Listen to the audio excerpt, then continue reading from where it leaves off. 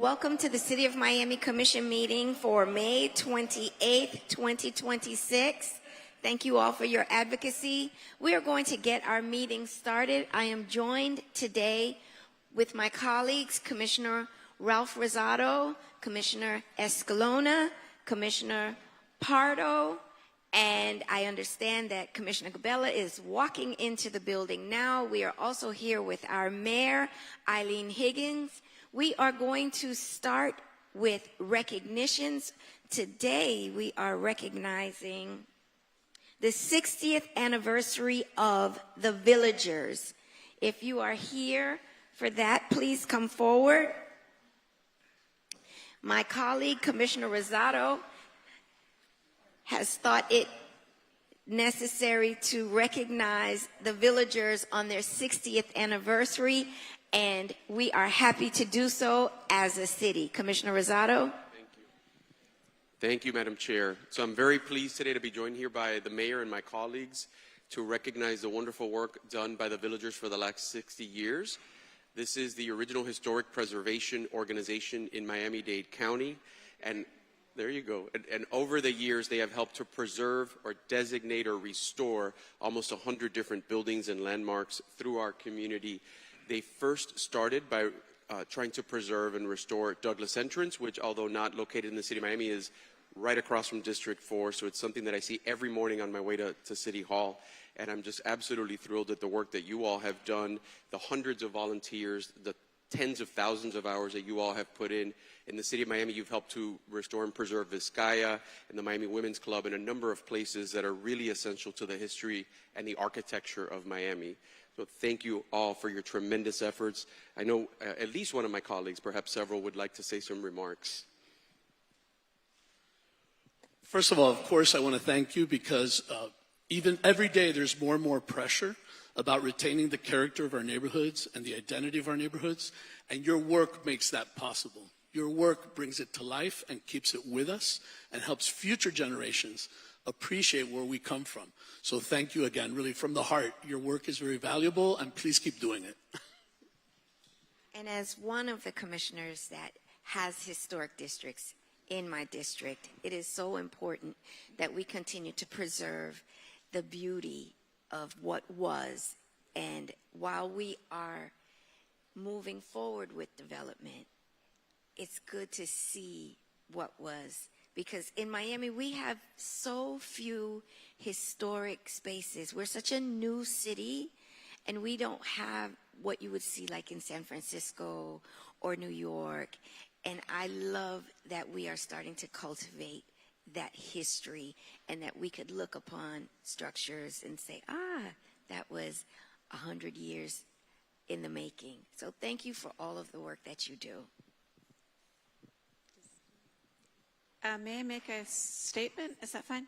Good morning, ladies and gentlemen. My name is Gina Guilford, and I am president of the Villagers. As mentioned, we are the oldest historic organization in Miami, started in 1966 to save the Douglas Entrance. Talking about history and beautiful spaces, I feel like the city of Miami City Hall is one of the most gorgeous spaces. Happy to be here, and I hope it is preserved in some way. The Villagers organization has been dedicated to the preservation of Miami-Dade's historic sites since 1966. We are proud to be celebrating 60 years as champions of historic preservation. Our group annually awards grants to historic sites and projects to further our cause. We believe that the conservation of landmarks and historic neighborhoods is essential both economically and culturally. In fact, the Villagers founded the Dade Heritage Trust in 1972. Despite what you may have heard, Miami-Dade County has a long, rich, and diverse story to tell. The Villagers applaud the City of Miami's recent historic preservation projects, such as the Miami Marine Stadium, the Flagler Worker House at Dallas Park, and the Freedom Tower. The Commission's dedication to saving our Miami's history is commendable. If there are any eligible historic grants that would benefit from grant funds, please let us know so we can assist them in the application process. Our recent Villager grants in the City of Miami include Georgette's Tea Room, the Warner House, Hispanic Ballet, and the Black Police Precinct. Thank you very much for honoring the Villagers today.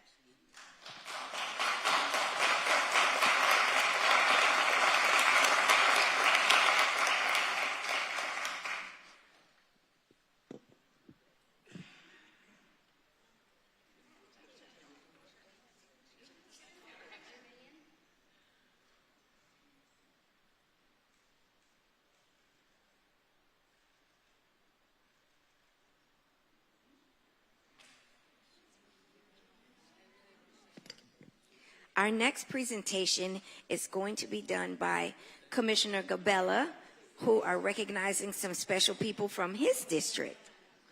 Thank you. You want me Madam. to hold them for you? Thank you, Madam Chair. So now, whereas the City of Miami proudly recognizes educators whose dedication, compassion, and commitment to student success help shape future generations and strengthen our community.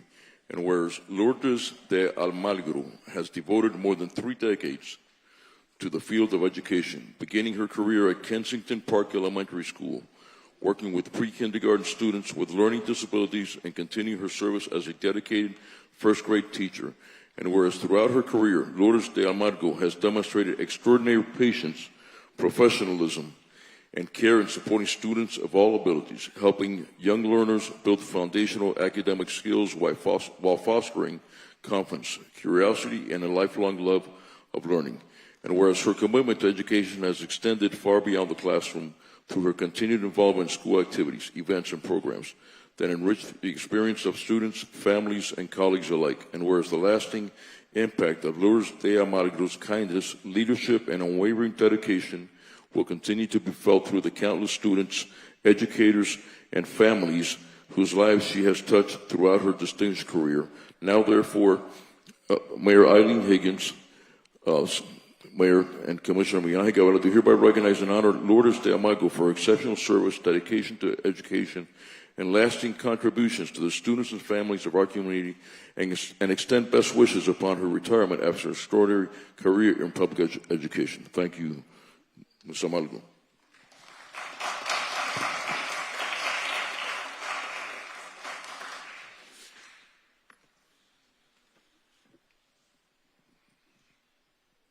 And we're going to now say the names, so we don't say the whole thing. But this is for Ivan Lobet.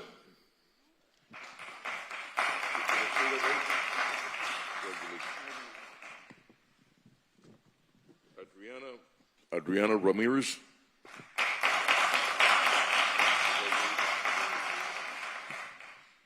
And last but not least, Maria Reynoso.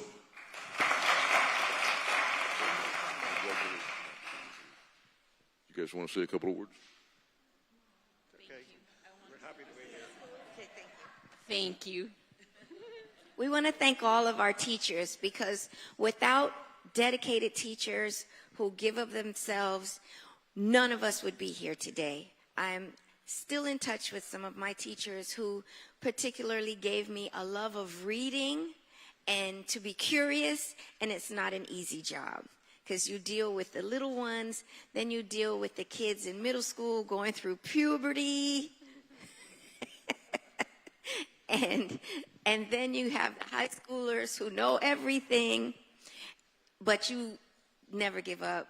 You come every day with a purpose, and because of you, all of us are here today. All of us are here today. Thank you for being wonderful teachers. Thank you, Commissioner Gabella, for recognizing your awesome work.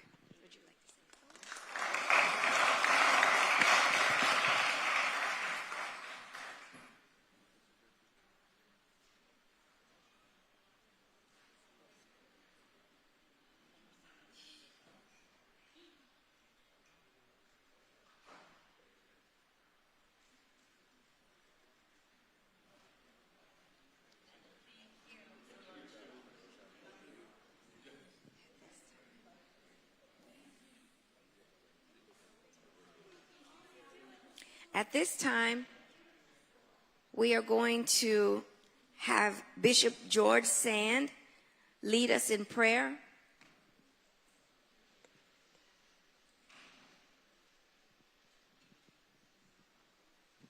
Good morning, Bishop.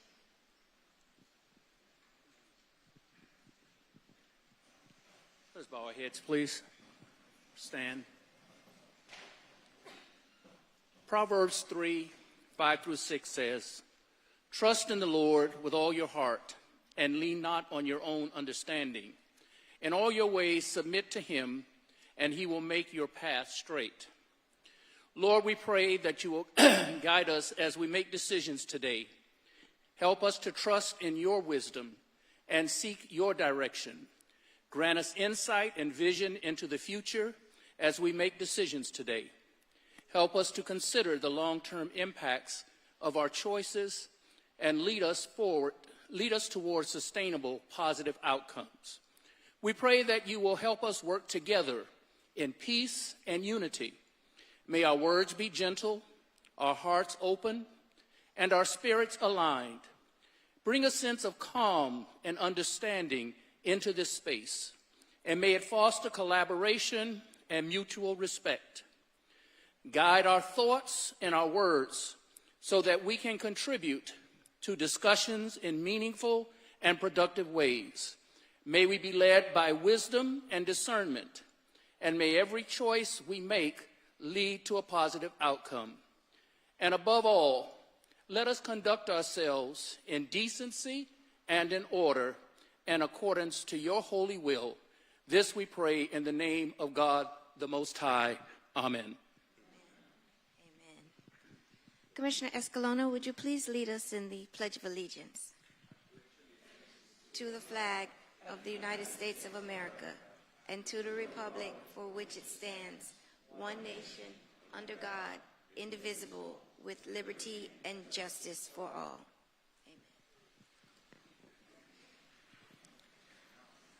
Amen. Mr. City Attorney, would you please read your statement for the record? Yes, thank you, Madam Chair. George Wysong, City Attorney, City of Miami. Detailed information about the processes, order of business, rules of procedure, and scheduling or rescheduling of City Commission meetings can be found in Chapter 2, Article 2 of the City Code, a copy of which is available online at www.municode.com. Any person who is a lobbyist pursuant to Chapter 2, Article 6 of the City Code must register with the City Clerk and comply with related city requirements for lobbyists before appearing before the City Commission. A person may not lobby a city official, board member, or staff member until so registering. A copy of the code section about lobbyists is available in the City Clerk's office or online at www.municode.com. Any person making a presentation, formal request, or petition to the City Commission concerning real property must make the disclosures required by the City Code in writing. A copy of the City Code section is available at the office of the City Clerk or online at www.municode.com. The City of Miami requires that anyone requesting action by the City Commission must disclose before the hearing any consideration provided or committed to anyone for agreement to support or withhold objection to the requested action pursuant to City Code Section 2-8.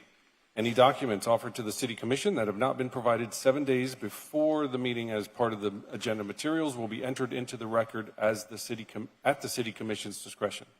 In accordance with Section 2-33F and G of the City Code, the agenda and material for each item on the agenda is available during business hours at the City Clerk's office and online 24 hours a day at www.miamigov.com. The meeting of the Miami City Commission is a limited public forum. Any person may be heard by the City Commission through the chair for not more than 2 minutes on any proposition before the City Commission unless modified by the chair. Public comment will begin at approximately 9 a.m. and remain open until public comment is closed by the chairperson. Any person making offensive remarks or who becomes unruly in the City Commission chambers will be barred from further attending City Commission meetings and may be subject to arrest.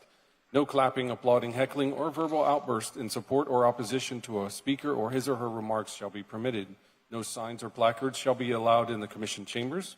Persons exiting the Commission chambers should do so quietly. Members of the public wishing to address the body may do so by submitting written comments via the online public comment form. Please visit www.miamigov.com/meeting instructions for detailed instructions on how to provide public comment using the online public comment form. The comments submitted through the comment form have been and will be distributed to the elected officials, their staff, and city administration throughout the day so that the elected officials may consider the comments prior to taking any action. Additionally, the online comment form will remain open during the meeting to accept comments and distribute to the elected officials, their staff, and city administration up until the chairperson closes public comment. Public comment may be also provided live here at City Hall, located at 3500 Pan American Drive, Miami, Florida, subject to any and all city rules as they may be amended. If the proposition is being continued or rescheduled, the opportunity to be heard may be at such later date before the City Commission takes action on such proposition. When addressing the City Commission, the member of the public must first state their name, their address, and what item will be spoken about. Any person with a disability requiring assistance, auxiliary aids, and services for this meeting may notify the City Clerk. The City has provided different public comment methods to indicate, among other things, the public's support, opposition, or neutrality on the items and topics to be discussed at the City Commission meeting, in compliance with Section 286.0114(4)(c) of the Florida statutes. The public has been given an opportunity to provide public comment during the meeting and within reasonable proximity and time before the meeting. Please note, commissioners have generally been briefed by city staff and city attorney's office on items on the agenda today. Anyone wishing a verbatim record of an item considered at this meeting may request it at the Office of Communications or view it online at www.miamigov.com. For planning and zoning items, PZ items shall proceed according to Section 7.1.4 of Miami 21 Zoning Ordinance. Parties for any PZ items, including any applicant, appellant, appellee, city staff, and any person recognized by the decision-making body as a qualified intervener, as well as the applicant's representatives and any experts testifying on behalf of the applicant, appellant, or appellee, may be physically present at City Hall to be sworn in by oath or affirmation by the city clerk. The members of the City Commission shall disclose any ex parte communications to remove the presumption of prejudice pursuant to Florida Statute Section 286.0115 and Section 7.1.4.5 of the Miami 21 Zoning Ordinance. The order of presentation shall be as set forth in Miami 21 and in the City Code. Staff will briefly present each item to be heard. The applicant will present its application or request to the City Commission. If the applicant agrees with the staff recommendation, the City Commission may proceed to its deliberation and decision. The applicant may also waive the right to an evidentiary hearing on the record. For appeals, the appellant will present its appeal to the City Commission, followed by the appellee. Staff will be allowed to make any recommendations it may have. Please silence all cell phones and other noise-making devices. This meeting can be viewed live on Miami TV, the city's Facebook page, the city's Twitter page, the city's YouTube channel, and Comcast Channel 77. The broadcast will also have closed captioning. Thank you, Madam Chair. Thank you. Mr. City Clerk, would you please provide your statement for the record? Thank you, Chair. The procedures for individuals who will be providing testimony to be sworn in for planning and zoning items and any quasi-judicial items on today's City Commission agenda will be as follows. The members of city staff or any other individuals required to be sworn in who are currently present at City Hall will be sworn in by me, the City Clerk, immediately after I finish explaining these procedures. Those individuals who are appearing remotely may be sworn in now or at any time prior to the individual providing testimony for planning and zoning items and or quasi-judicial items. Commissioners, are you comfortable with all notice provisions set forth in these uniform procedures we have established for this meeting? Yes, Chair, may I administer the oath for the PZ items? please. Thank you, Chair. Good morning, ladies and gentlemen.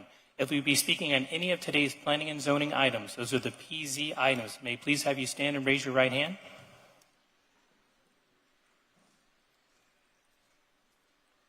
Do you solemnly swear or affirm that the testimony you're about to give at today's hearing is the truth, the whole truth, and nothing but the truth? And your response is? Thank you, Chair. Thank you. Mr. City Manager, are there any items on this agenda that will be deferred or withdrawn? Good morning, Madam Chair, Madam Mayor, and Commissioners. At this time, the administration would like to defer or withdraw the following items. RE3 to be deferred to the July 9th meeting. RE3 to be deferred to the July 9th meeting. RE10 to be deferred to the June 11th meeting. RE10 to be deferred to the June 11th meeting. RE11 to be deferred to the June 11th meeting. RE11 to be deferred to the June 11th meeting. RE7 to be deferred to the June 11th meeting. RE7 to be deferred to the June 11th meeting. FR1 to be withdrawn. FR1 to be withdrawn. And FR4 to be withdrawn. FR4 to be withdrawn. That completes the list of items. Gentlemen, do you have any items that you would like to defer or withdraw from this agenda? Commissioner Cabela? No, I don't have any items. Commissioner Escalona? No. Commissioner Rosado? No. May I have a motion to set the agenda? So moved.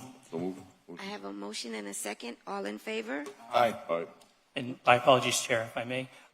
Would you like the City Attorney to read the District 3 pocket item into the record before Yes. we begin public comment? And I'm sorry, one last thing. Commissioner Rosado will be co-sponsoring RE9 for the record.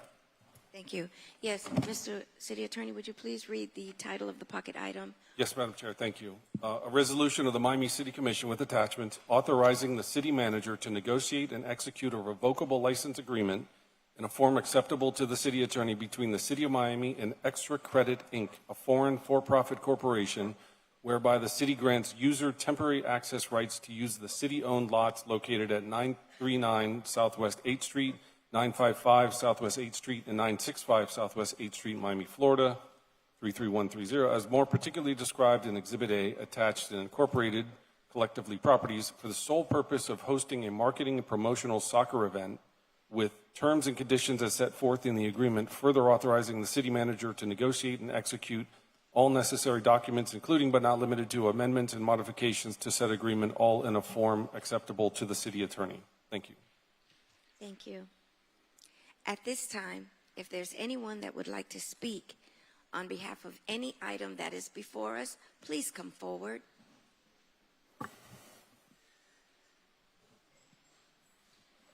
Good morning. Good morning. Thank you for having me. My name is Katrina Morris. I live at 4130 Liebeyer Avenue in Coconut Grove.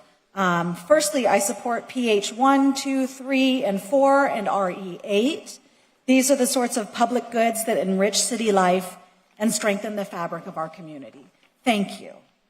For RE 10, which was deferred, I do have a question for when it comes up, is what would that change between what we already have in Miami TV? That's it.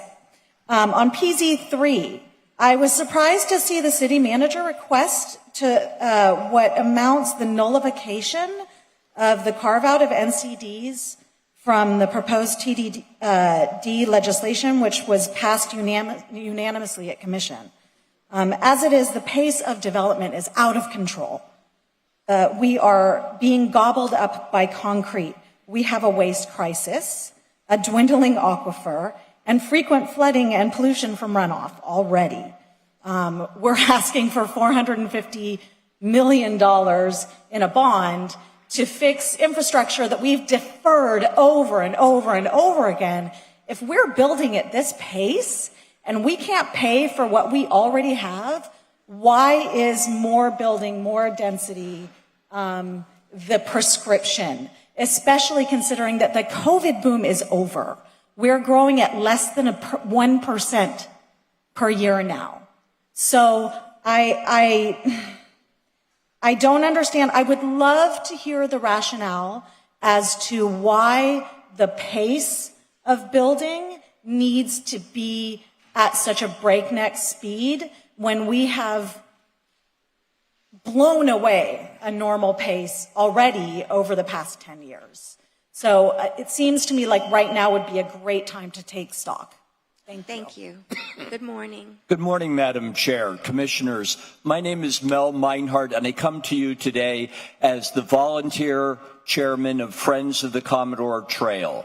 That's the 5 miles of potholes and life-threatening crosswalks that run through Coconut Grove. And I'm speaking on RE2, the Bicycle Master Plan, because we all enjoy a school holiday, right?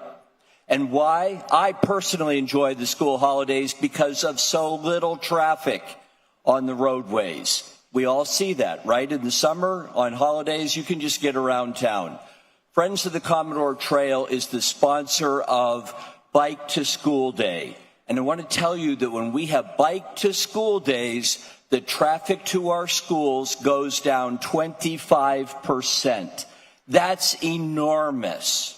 That is a way to get traffic off the streets and put safe ways for kids to get to school. When we ask parents what they care about, they want their kids safely to be able to get to schools. And it's the facilities, the bicycle facilities, that make that possible. And now, you guys read the reports about safety, but I hear the phone calls from the parents that have had their children bounce off car hoods, reports that never make it to the police stations because they're not that serious, but they frighten people and they keep the kids off the streets. With the Bicycle Master Plan, we have the opportunity over the next 10 years to prioritize safe ways for children to get to schools, and we will all benefit from that. Thank you. Thank you. Good morning. Good morning. Alejandro Martinez at 2525 Southwest 3rd Avenue. I'm here to speak about RE4. As a resident of District 3, I encourage you to vote yes on RE4. Residents of Brickell Bay Drive has been waiting for many years, since Ken Russell days, for the Baywalk improvement, and it's great to see this item on the agenda. Thank you. Thank you. Good morning, Elvis. Good morning, Commissioners. Item PZ3 is yet another gift to the developers who do their best to manipulate elected officials with campaign contributions. There are already ways to create affordable housing without this latest gift idea, including tax credits, tax exemptions, vouchers, and subsidized projects. Please vote down PZ3, or at a minimum, carve out NCDs, historic districts, and include a 500-foot buffer from T3 neighborhoods. Also, among the worst of all developer gifts, and there have been many, is the infamous Live Local Act, which prevents local governments like this one from enforcing certain zoning laws and allows enormous buildings with high density along any commercial corridor, hopefully not next to Coral Gate.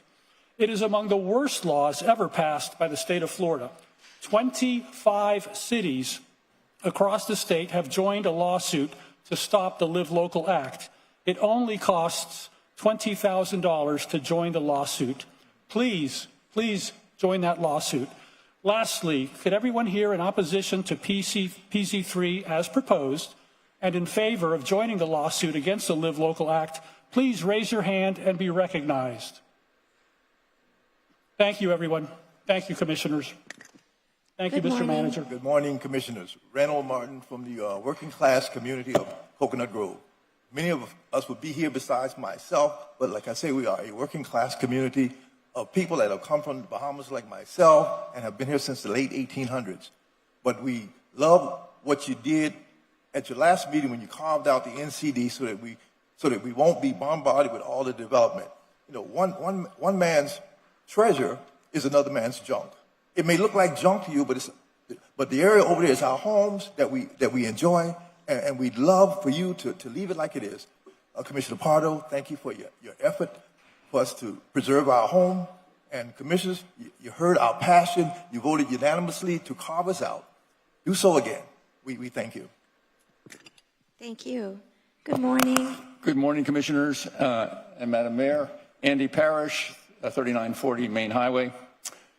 I don't know what to say, whether I'm supporting or opposing PZ3, because I don't know what's actually written, because apparently you have a substitution ordinance that I haven't really studied. I do know that I was there for the PZAB when they spoke for hours to debate this, and I thought came up with a reasonable solution. Anyway, 9 years ago when I was appointed to the Planning Board, which I served on for 8 years, we saw Miami 21 as a respectable document because it protected neighborhoods and business districts and everything with its restrictions on density, height, and parking. They all work together. Gradually, I got to see Miami 21 being whittled away, sometimes, usually by ordinances passed by this board. And as a result, it's become a form, in some ways, of legal spot zoning. And George and I have talked about that. I think that's terrible for the city. Finally, I just reiterate what Elvis just said. I don't think the premier city in the state of Florida should be intimidated by either the county or the state. And I would hopefully you would join the 25 other cities. And I also think you should stand up to the county with their RTC and say, we are in charge of our zoning laws. We know what's best for our citizens, and we're not going to be bullied by you. So thank you very much. Thank you. Good morning. Good morning. My name is Randy Alonso, address 157 East Flagler Street. I'm the owner of Lost Boy Dry Goods. I'm speaking here on RE9. For our event taking place on Flagler Street during the World Cup tournament, we're excited to bring a soccer community experience in the heart of the Flagler district alongside the Miami DDA's open-air soccer pitch. adding another layer of the amazing happenings across our city during a global event. But we're even more excited to finally utilize our Flagler streetscape the way it was intended by those who designed it. Special thank you to Mayor and City Manager for opening up the East First Avenue intersection earlier this year. Downtowners have long awaited the completion of the streetscape construction, and we look forward to the remainder of the project following suit. We look forward to many more events on Flagler Street, giving organizers and groups a chance to create, attract, and show off why we love downtown Miami. So thank you, Commissioner Pardo, for sponsoring the item. Thank you, Commissioner Rosado, for co-sponsoring. And we ask your support on this item. Thank you in advance for the continued progress in the Flagler District. Thank you. Good morning. Good morning, Honorable Mayor, Honorable City Commission, Brett Bibeau, Managing Director of the Miami River Commission, 1407 Northwest 7th Street. The Miami River Commission respectfully recommends approval of RE2 with a condition to please extend the Miami River Greenway's current position within the top 10 priority list to include 3 blocks of unfunded city-owned Miami River Greenway. This is the 2001 City Commission resolution adopting the Miami River Greenway Action Plan. The City of Miami's adopted comprehensive plan, which is law, states, quote, the city shall continue to work to complete the Riverwalk and the Miami River Greenway. Thankfully, 8 of the planned 10-mile Miami River Greenway have been constructed so far, with remaining future sections to be constructed in the districts of Chairwoman King and Commissioners Escalona, Pardo, and Gabella. Over the past 25 years, the City of Miami applied for and was awarded millions of dollars in grant awards to construct miles of the Miami River Greenway. The Miami River Commission respectfully recommends the City of Miami continue applying for any and all potential grants, including but not limited to the Transportation Alternative Program, Sun Trail, etc., to secure outside funding to construct the few remaining unfunded sections of the Miami River Greenway. Please reinforce the City of Miami's continued efforts to complete the public Miami River Greenway by inserting at least 3 blocks of unfunded Miami River Greenway into the draft bicycle plan's top 10 priorities to be constructed over the next 5 years. Thank you. Thank you. Good morning. Good morning. My name is Mauro Dalañese. The address is 2468 Northwest 35th Street, Miami, Florida, T31442, and I come for PH1. And I've been involved in the soccer landscape of the city for the past 15 years. FIFA, CONMEBOL, broadcasting, and I've seen how the sport can change lives.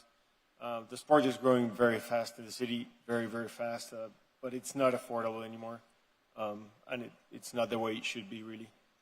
We have people that can help, volunteers, families that want to support, but we need a safe and affordable soccer fields for the community, and this project would help the Alapata community for kids, for children, for teenagers to be able to play it safely, to play it, affordable for parents, and to keep them away from the streets and from the screens, which are both very dangerous. And if you support this initiative, you give young people a safe place where to play and where to grow. So, thank you. Thank you. Good morning. Good morning, Commissioners, Madam Mayor.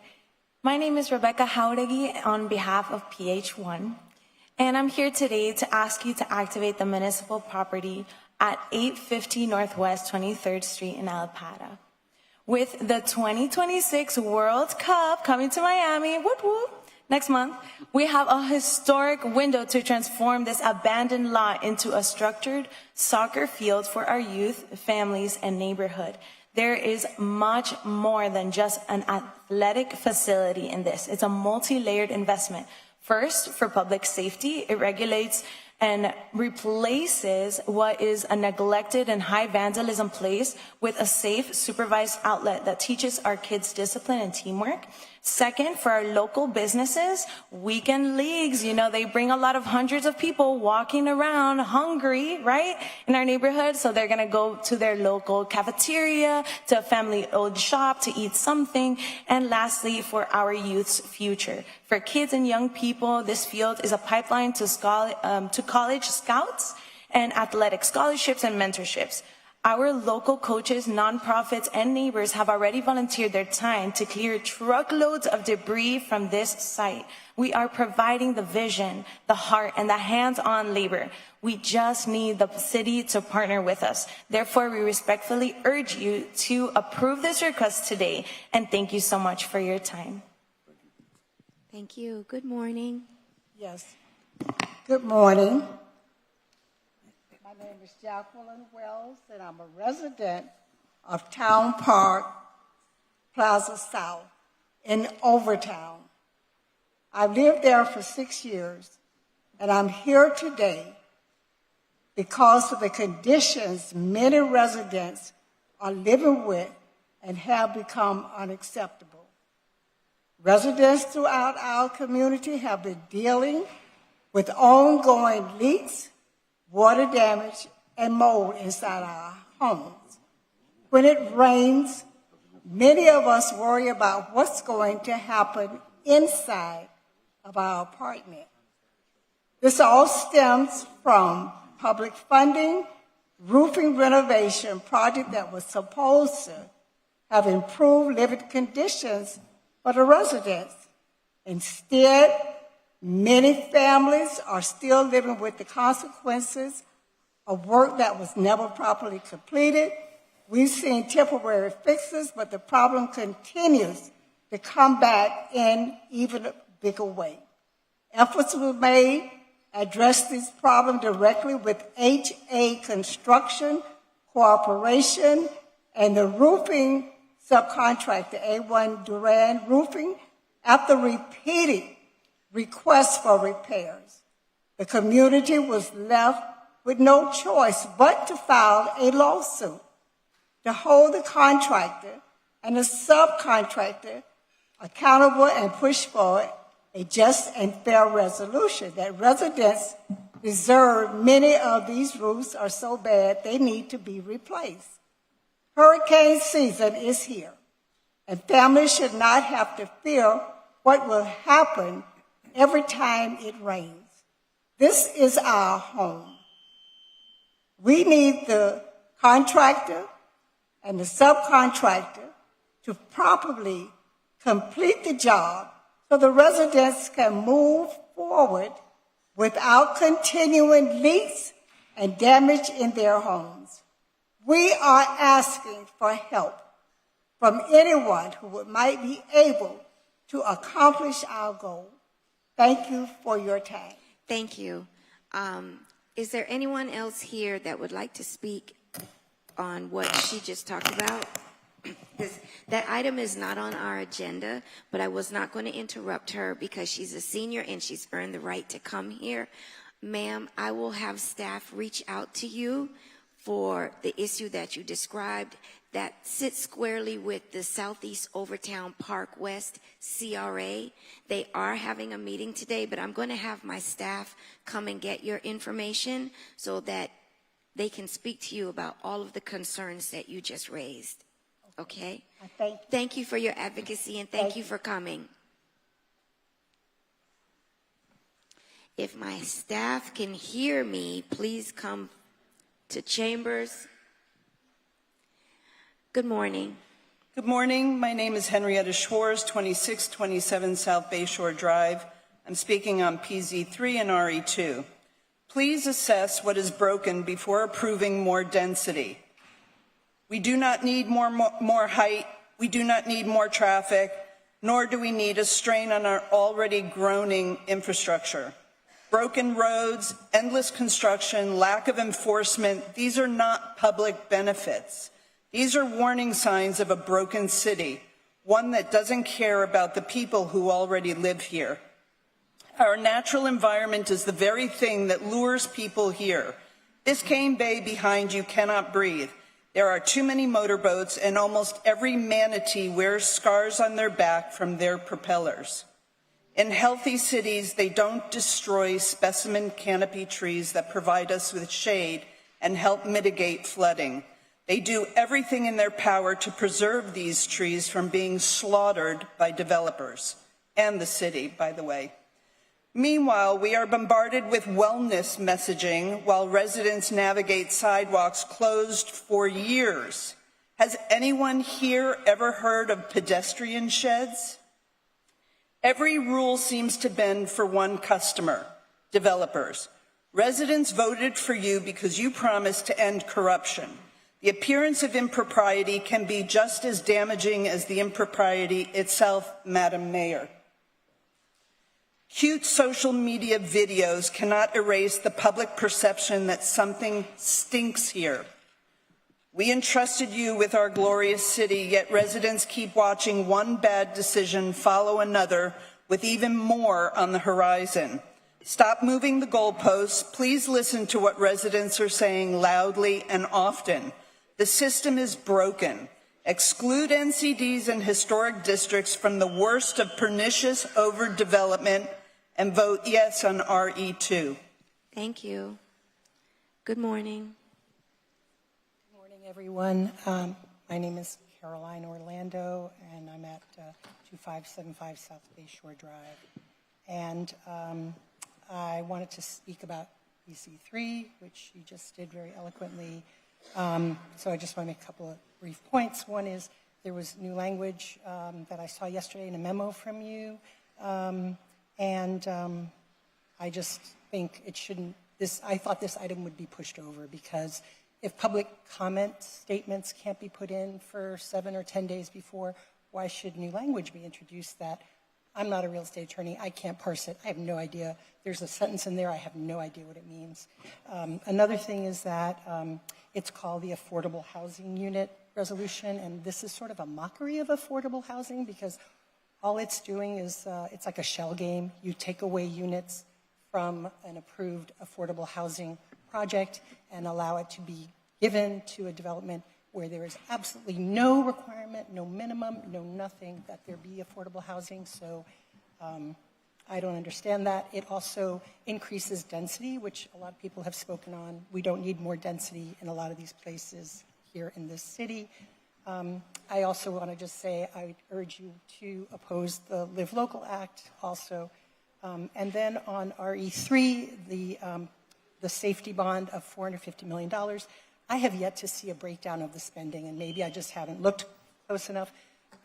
We are, there's that saying, you eat an elephant bite by bite. That's how you eat an elephant. We are being forced to swallow an entire elephant, and with appeals to public safety. And I think it's a huge number. I don't understand why. And details matter. That's it. I just wanted to tell you that that item has been deferred. We're not taking comments on that. Great. I'll see you next time then. Okay. Thank you. Thank you.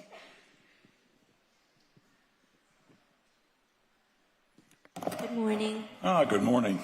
My name is Christopher Lunding. I live at 3350 Southwest 27th Avenue, right up the street here in Coconut Grove. I first want to associate myself with Mel Meinhardt's comments on the bicycle master plan. It's time to implement it now. My other part of my comments are going to be limited to process questions on the substituted language that has just been dropped after the close of business last night on PZ3. I associate myself with Henrietta Schwartz's comments, Andy Parrish's comments, Elvis Cruz's comments on the substance of this.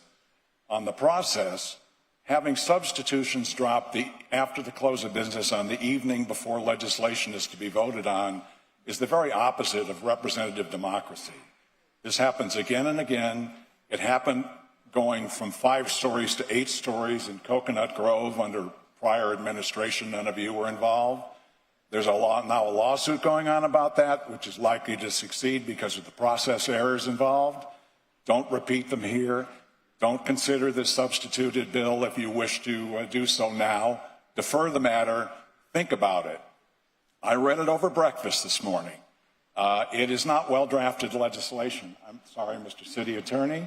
You use the term within 500 feet of T3 without defining what T3 is. In a different place, you say 500 feet of a single-family residential zone without saying that's the T3. It's internally inconsistent, and as a lawyer, Another lawyer will look at that and say there was a reason for it and create litigation. This needs to be at least redrafted before you consider it. Thank you very much. Thank you. Good morning. Good morning. Good morning, Commissioners, Madam Chair, Madam Mayor. My name is Jacqueline Coleman. I am a fourth-generation Miamian and a Center Grove resident on Mary Street, and I want to speak to the additions to PZ3 that were added last night. Miami has an affordability problem. I support building more affordable housing, but what I do not support is using affordable housing as a vehicle to expand density transfers into historic districts and conservation districts and areas adjacent to single-family homes in order to pad developer pockets through more unnecessary ultra-luxury housing for billionaires. This does not build a healthy community. The language in this proposal creates the appearance of protections while still leaving pathways for increased density in sensitive neighborhoods. Residents were told these areas would be protected, yet the proposed ordinance, updated yesterday, still allows eligible receiving sites under certain conditions. That contradiction undermines public trust and misuses serious concerns about how these policies will be implemented. Miami absolutely needs affordable housing and workforce housing, but we also need transparency and honest zoning policy. Developers should also be incentivized to fully utilize their density in appropriate areas to create genuinely affordable workforce housing, because that is what our city desperately needs. Not a luxury for, second, third, fourth homes for billionaires. Once neighborhood scale and character is gone, that is very hard to restore. I urge the Commission to slow this down, close the loopholes, and create clear protections for historic districts, neighborhood conservation districts, and properties near T3 residential zones, which is the single-family homes. Thank you. Thank you very much. Thank you. Good morning.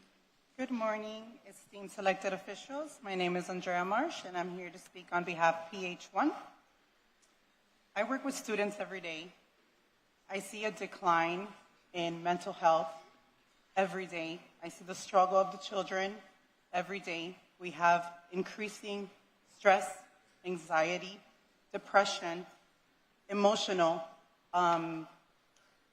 decrease. And we're here to speak on behalf of promoting more soccer. Like we said, we know that FIFA is coming. It is a boom in our Miami area. We see a lot of tourism coming here.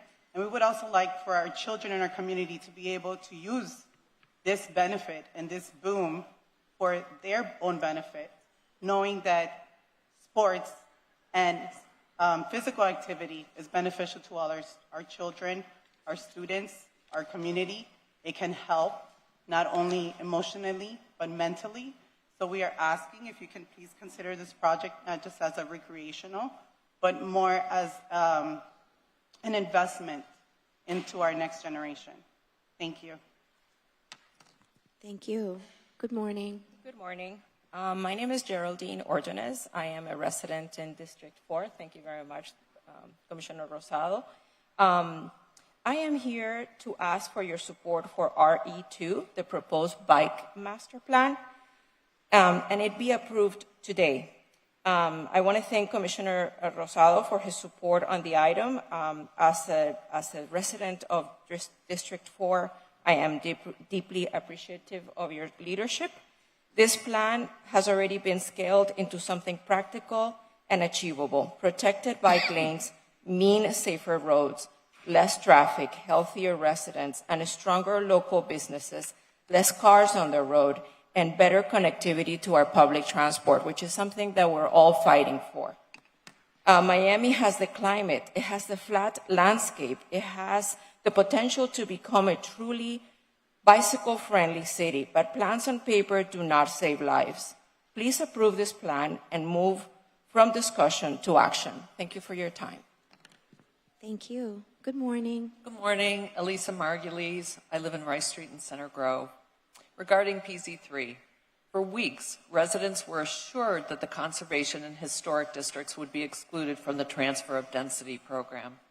But less than 16 hours before this meeting, the city inserted substitute language that effectively reverses these protections. The timing appears deliberately calculated to deprive residents and even the commissioners themselves of adequate time to review, analyze, and respond to a zoning change that contradicts the recommendations from planning and zoning.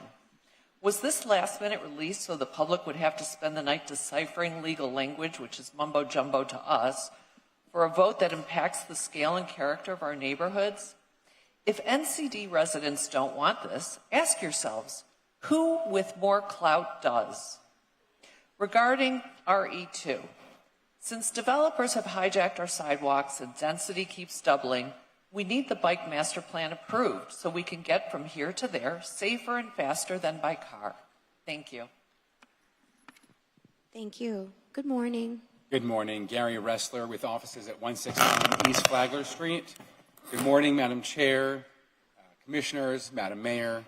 I come before you in support of RE9 today, wearing three hats, as it were. As board member and Quality of Life Committee Chair for your Miami Downtown Development Authority, as founding chair and current treasurer of the Flagler District Business Improvement District, and as a caretaker of the city's only Art Deco skyscraper, the historic Alfred I. DuPont building. RE9, authorizing the extended closure of one block of Flagler Street for Lost Boy Clubhouse, will serve as a further catalyst of the burgeoning Flagler Street revitalization, still recovering from the city's prolonged and, frankly, disastrous Flagler reconstruction project. On behalf of all three organizations and the community, I respectfully request approval of RE9. Thank you. Thank you. Good morning. Good morning, everyone. I'm here to support PH1 for the project for Allapattah, for funding for a youth soccer field. I'm also here in support of item FR2. We have plenty of public nuisance in District 1, down Northwest 17th Avenue and Northwest 12th Street. I'm here also in favor of FR4 regarding the abolish of the Bayfront Park Trust. And that can be seen as a little bit of hesitation, but I think it's a refreshed conversation that needs to happen. The city of Miami for a long time has a committee structure that maybe it should not be a committee structure of CRAs or the Bayfront Park. The Bayfront Park has grown. I personally served on that board. I'm sorry. That item has been... Yes, but due to sunshine reasons, please... I'm sorry. That item has been withdrawn. So we're not having... It's not on this agenda. I understand, but I've come here and I'm here, so I would like to... Ma'am, yes. the item That's has fine. been withdrawn. Okay. Thank you. All right. May I have the speaker's name for the record? Yeah, Raymond. No. Your name for the record, ma'am. Mercedes L. Rodriguez. Thank you. My name's Raymond McElroy. Address is 1808 Southwest 11th Street, Fort Lauderdale, Florida. You're going to say that's kind of weird. So they're talking a lot about affordable housing. I grew up in Coconut Grove, and if you ask any of my friends my generation, you're not going to have Coconut Grove addresses anymore. People from my generation now live in Tampa. They moved to Ocala, Atlanta, Georgia, Cape Coral, Fort Myers. No one of my age is buying homes. So I don't know what the affordable housing element was. I just walked into the room and heard about it, but we need to be real about what the housing situation looks like for people our age and for the working class people of this city that grew up here with parents, and I can go on in multiple generations. In terms of bike lanes, I applaud everyone that got it to this point. City manager, if you're in the room, if you're listening, please carry this torch and bring it forward. Mayor, I appreciate your leadership and Pardo and everyone else on this. If you go in the back of any retail store or any restaurant right now in this entire city, our workforce, our people who work in the city, they use scooters, e-bikes, and buses. This is directly keeping them safe, out of harm's way, and I hope next year we can all clap of how much good progress we did and that we add another 10 projects. So thank you, everyone. Thank you. Good morning. Good morning. My name is Marcos Bandera, and I'm on behalf of PH1. Many young people in our community are growing up without strong guidance at home. When young people do not have positive spaces, they can easily be influenced by gangs, drugs, and violence. Sports programs can make a big difference. Soccer gives young people discipline, mentors, and healthy friendships. This project is more than soccer fields. It is an opportunity to help save lives. Please support this project for our youth. Thank you. Thank you. Good morning. Good morning. My name is Vindy Martinez, and I live in Alapata. And I see many young people with nothing to do after school. Many of them stay at home all day on their phones and video games, and others end up with bad influences because there are not enough positive activities in our community. Soccer brings young people together, and it teaches teamwork, discipline, and friendship. Right now, soccer is becoming very popular in Miami, but in our neighborhood, there are almost no places to play. 2 years ago, this property was approved to help our community, and we are asking you to finally make it happen. Please support this project. Thank you. On behalf of PH1, thank you. Thank you. Good morning. Good morning, Honorable Commissioners. My name is Jao Marsh on behalf of PH1.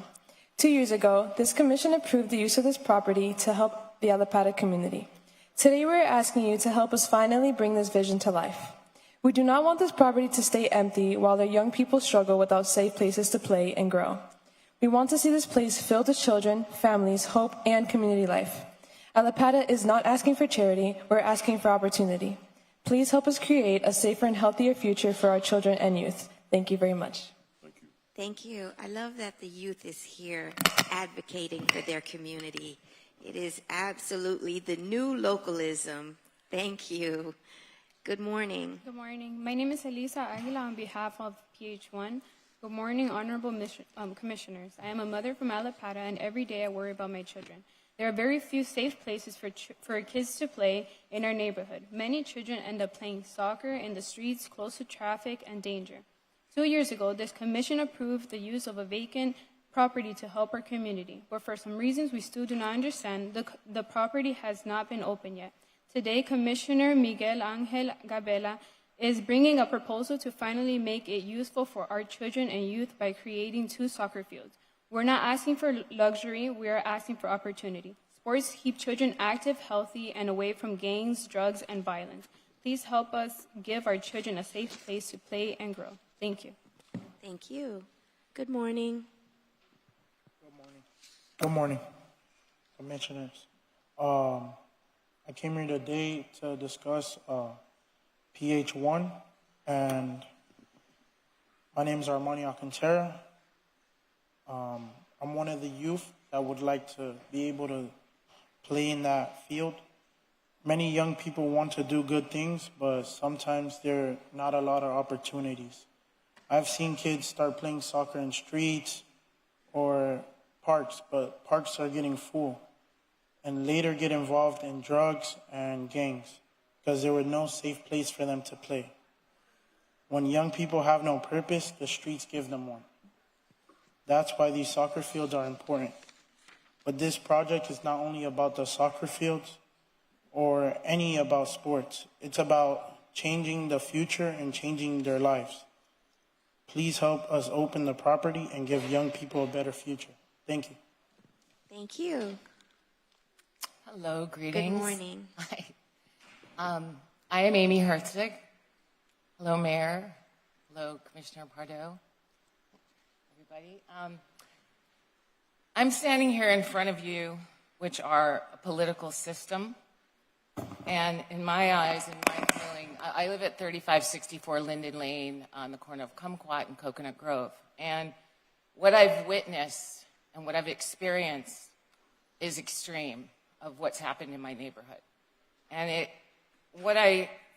there's a lack of concern for what I see, the future and children, for history, for community, for nature, for creativity. It's like they're trying to take the wild out of Coconut Grove. Last night at 2 a.m., I took a walk with a neighbor around the neighborhood, and we had some pretty cosmic experiences. If you know, at night, a lot of the flowers bloom. You can walk around and just have this scented tour of Coconut Grove.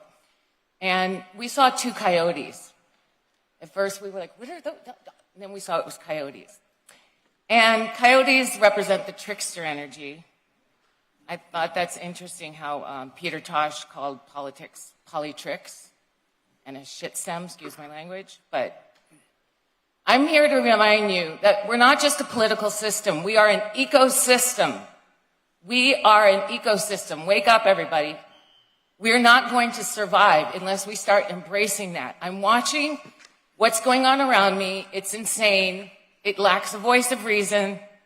It denies the reality of the situation. It's just total fantasy that you're putting up these gigantic institutional-sized concrete buildings that create more heat, displacing trees that have food sources of nutrition. It's just insane. It's ludicrous. It's turning our neighborhood of Utopia Court into dystopia. I need people in the government to remember we are the people. That's why you're here. Thank you. And thank you. The encroachment and the invasion and the noise pollution.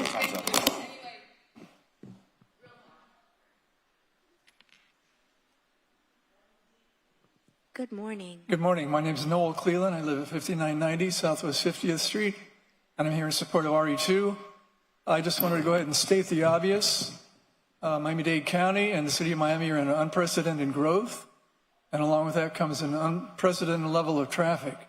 So it's unreasonable to think that there's any way that we can pave our way out of a car-centric solution to this. So we need alternatives. Mass transit's a great one, but so is alternatives with the pedestrian and bicycles. A long-time bicycling commuter, and I will tell you that as the price of gas gets up to $5 a gallon, people start looking for another way to keep their car at home. And so we need solutions that are going to make it safe, because safety is the number one reason why people will not try commuting on their bicycle. And that's up to you guys to make it safe. Thank you very much. Thank you. Good morning. Good morning, Chairwoman. James Torres. I'm here on my personal capacity, not as president of the DNA. I want to point something out that kind of raised my eyebrows when we were looking at the agenda. PH4, which is an item that Commissioner Ralph Rosado has where he wants to execute $31,000 to create a scholarship under his family name. Let that sink in. That's completely wrong, unless we're going to turn around and say Escalona Fund, the King Fund, the Gabela, Pardo, or the Higgins. The man is not dead. Maybe you turn around and do something a little bit different and say the Manolo Reyes Scholarship Fund to FIU. But it's an embarrassment that he wants to take $31,000 and create a scholarship fund. So I would kindly ask, when you guys get to this item, PH4, that you look at it and really address, because it's requiring a 4/5 vote. Thank you.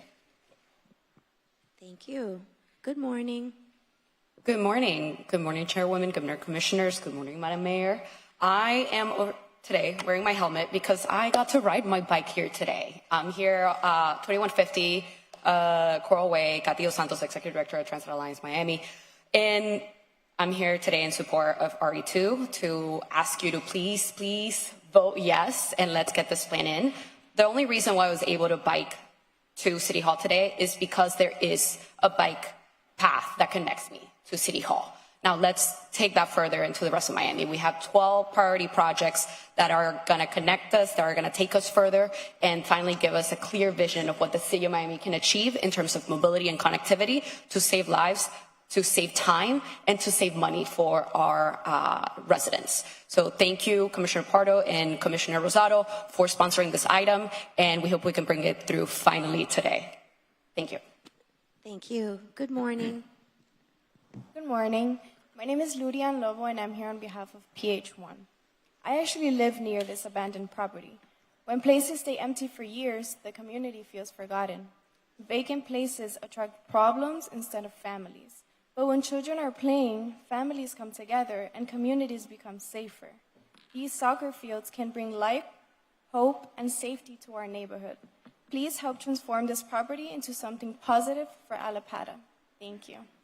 Thank you. Good morning. Good morning, Madam Chairwoman, Madam Mayor, Honorable Commissioners. Melissa Tapanez with the offices at 200 South Biscayne Boulevard. I'm here representing the applicant of PZ1 and PZ2. At first reading, Chairwoman King mentioned a community benefits agreement. I wanted to make sure it got into the public record, so I'm just here to enter it formally. Thank you. Good morning. Good morning, Albert Gomez, 3566 Vista Court. Pope Leo recently reminded us that government must serve the common good, protect future generations, and ensure that the gift of the earth do not benefit only the select few. The principles matter today because many of the agenda items, while technical in appearance, directly affect the neighborhood's environment and public trust. RE 10 and 11, I support searchable public data portals as long as no legacy information is lost. To that point, data is accessible from the commission level. Right now, the board, the CRC, has requested tree removal permit data that is not being delivered to them in a unanimous vote. So effectively, I would like to see if someone at the commission can instruct staff to please put that forward. On RE4, Commissioner Pardo, I appreciate Resilience Florida funding on Brickell Bay Drive. It's a long time coming. I would appreciate it if we can move the park in North Grove forward. It protects 80 homes and 300 residents. I would really appreciate it on flooding and storm surge. It's written, it's stamped, it's ready to go. We just need someone to put it on the agenda for budgeting. I support the Miami Greenway and safer cycling information, like basically connecting all the paths. But effectively, I don't want to put paths in the way of trees. There are technologies like root bridges and engineered technologies that serve on protecting specimen trees in the way of bike paths. Let's work towards that.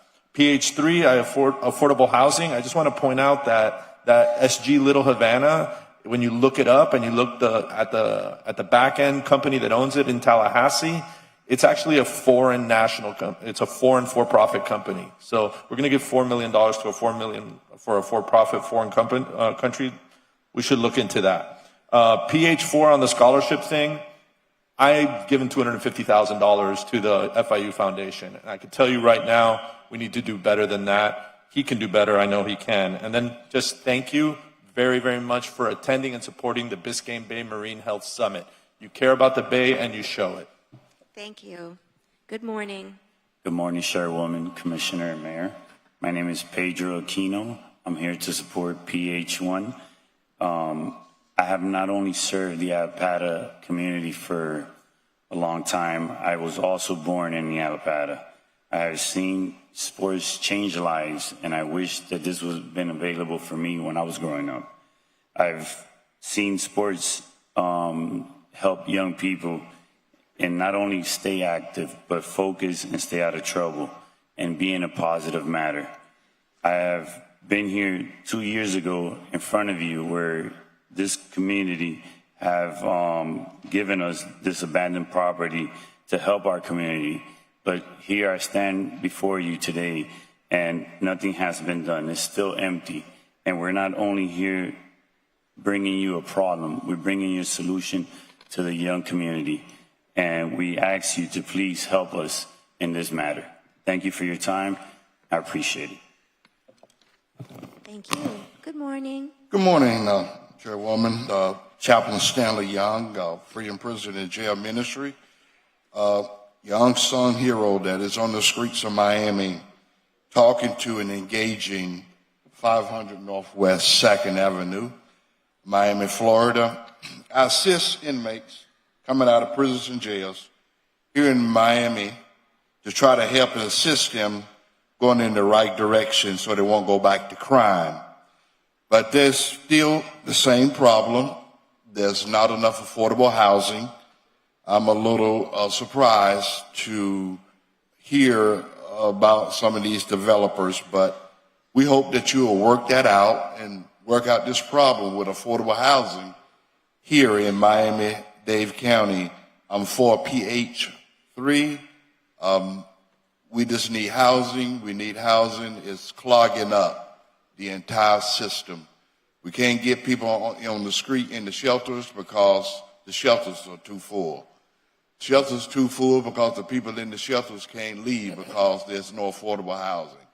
I have contacted everybody on this diocese, including the mayor and the deputy mayor, about sat down to talk with you a plan that we could do that will help alleviate a lot of what's going on the streets of Miami. We can reduce crime, we can reduce poverty, if we could come together to really come up with a comprehensive plan with someone who sees this.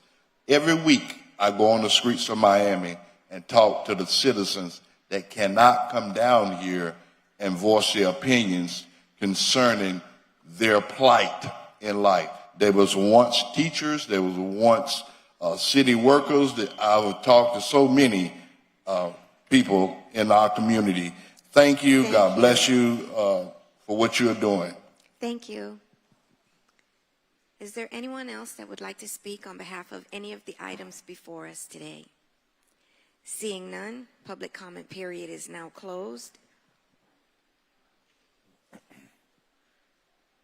Gentlemen, may I have a motion for our pocket item? So move. Can I interject a minute here? So I just want to say I was going to put a pocket item on that has to do with the police department.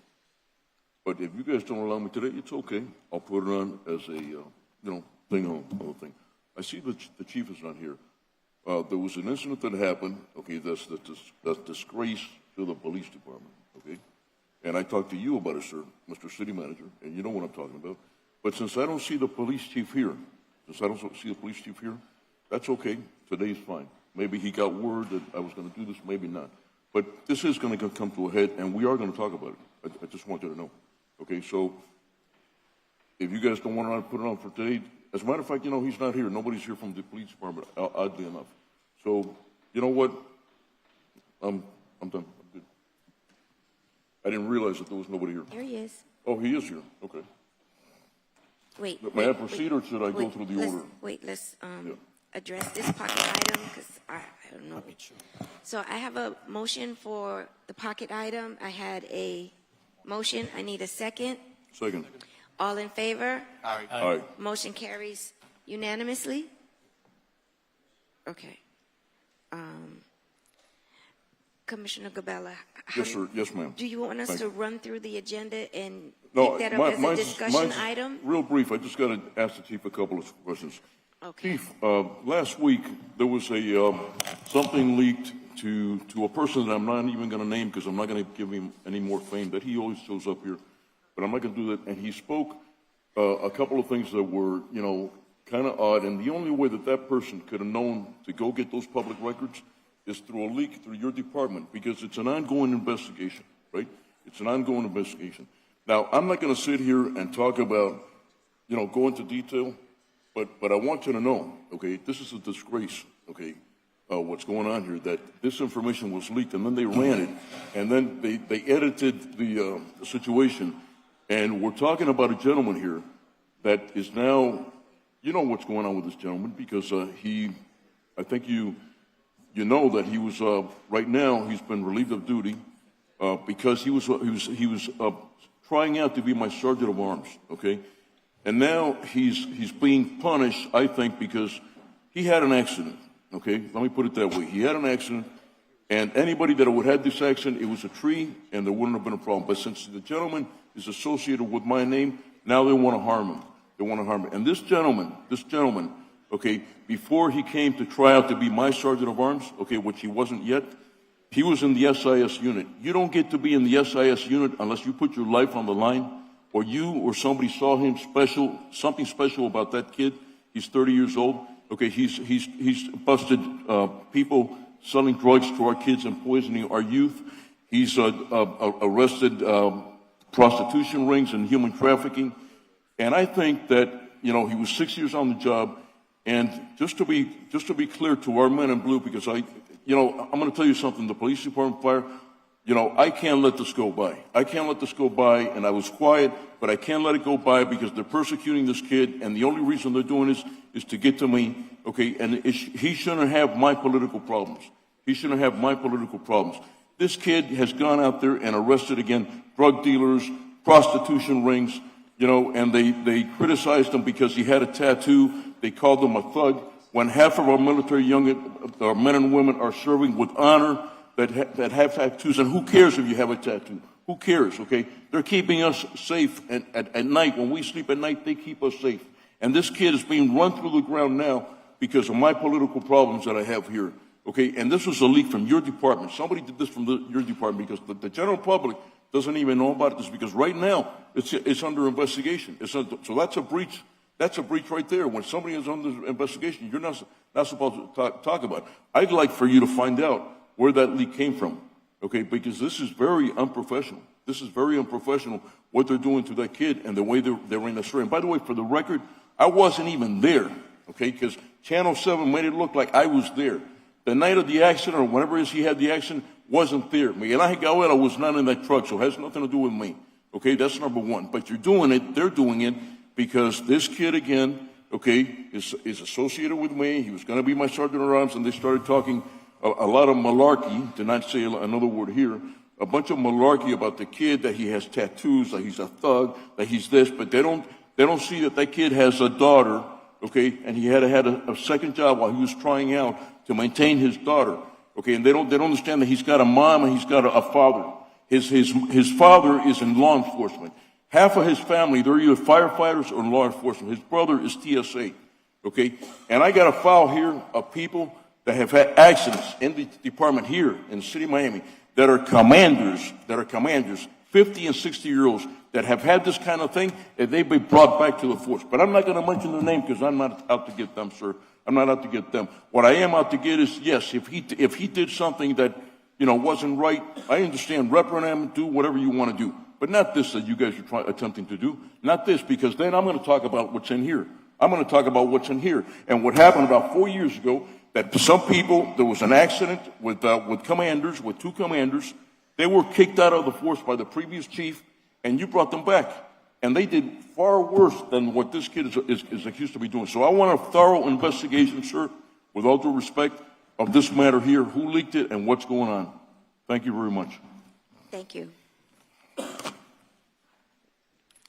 Gentlemen, may I have a motion for CA1? I move. Second.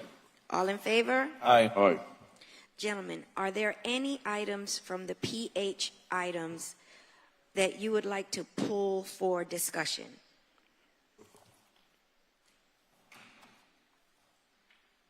No. Yeah, I want a Gabella fund. What? I want a Gabella fund. I actually do want to pull PH4. I have a few questions about that. Any other items anyone want to pull? Seeing none, may I have a motion for PH1, 2, and 3? Motion. Second. Oh, and also, Todd, may I co-sponsor PH1, I'm sorry. Commissioner Gabella and I share the district. Thank you, ma'am. I'm so in awe of the young folks coming to speak up for your community. So if I may be a co-sponsor for that. Absolutely. Thank you. Okay. I have a motion. Second. Second, all in favor? Aye. Aye. Motion carries unanimously. Congratulations. With respect to PH4, I just have a quick question. Can we donate money and name it after ourselves? All right, so we took a look at that, and it's a scholarship fund. I don't know if I would have named it after myself, but it's not inappropriate to do a scholarship fund, name it after yourself. And then is it only for your district, or is it for? It's open to the city, but I didn't want to give it a city name and make the assumption that it was like a citywide initiative. That's what made me uncomfortable about giving it a more generic name. But it's open to residents So of it's the entire city. For the entire city, but it just carries your name. But, Madam Chair, I thought the question you were going to ask was, because you are an adjunct professor at FIU, should you be voting on the item? That too. Yeah. I'm just,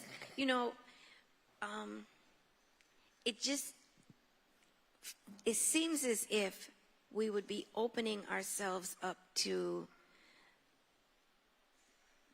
before I could even get it, I see people shaking their head, being accused of having a slush fund kind of thing. I don't know. Listen, I don't want anything named after me. I don't want a street named after me. when I'm dead, if my children care about it. But me, I don't care about that. And as a matter of fact, I do have a scholarship fund, but I fund it personally. And I didn't name it after myself. It's the Second Chance Scholarship Fund for folks that find themselves in trouble and need a little assistance and maybe not be able to get financial aid because they got a bad grade or something like that. And I established that long before I got elected to public office. But I was just concerned about that. You know, not that you don't have a nice name. You very much do have a nice name. Madam Chair, though, if I could add something. So the funds would be transferred directly to the FIU Foundation for them to make a determination about whether a student is an FIU student residing within the city.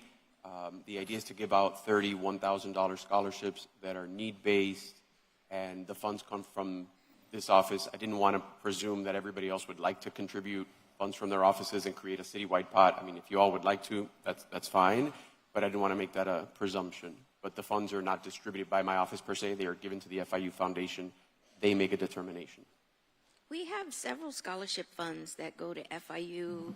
We have for STEM, and not just FIU,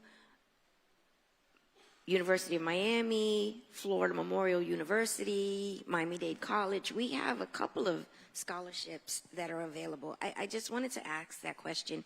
And as a employee of FIU, I will refrain from the vote. Right. That actually brings up a good point. I've been an adjunct in the past. I'm actually going to be an adjunct again in the fall. Does that pose any sort of a challenge? I have no involvement with the administration of the scholarship, clearly. You know, the typical term that comes up, and I think a speaker mentioned it today, in an abundance of caution or an appearance of impropriety, whatever, I would recommend not voting. And so the question is, then it's a 4/5 item, right? So how do you have a 4/5 item with only 3 commissioners? But the code goes on to say that it has to be unanimous among the remaining members. So it can still be approved with both of you abstaining, and then, of course, we'll hand you the vote disclosure form to fill out within 15 days. Can I have a motion? Motion. Second. All in favor? Aye. Aye. So the motion passes 3-0 with Commissioner King and Commissioner Rosado abstaining, correct? Yes. Correct. Gentlemen, of the resolutions, are there any items that you would like to pull for discussion? Madam Chair, I have RE2. And on RE1, I just wanted to make the comment that on a previous agenda, we had I think it was about a $7 million instruction or transfer going to FIFA, and this is the reimbursement of that. And I know a few people in the city believe that we were just giving this amount of money out there to FIFA, and it was really to reimburse for safety, for fire and police. And RE1 is that reimbursement. So I thought we should just make that clear.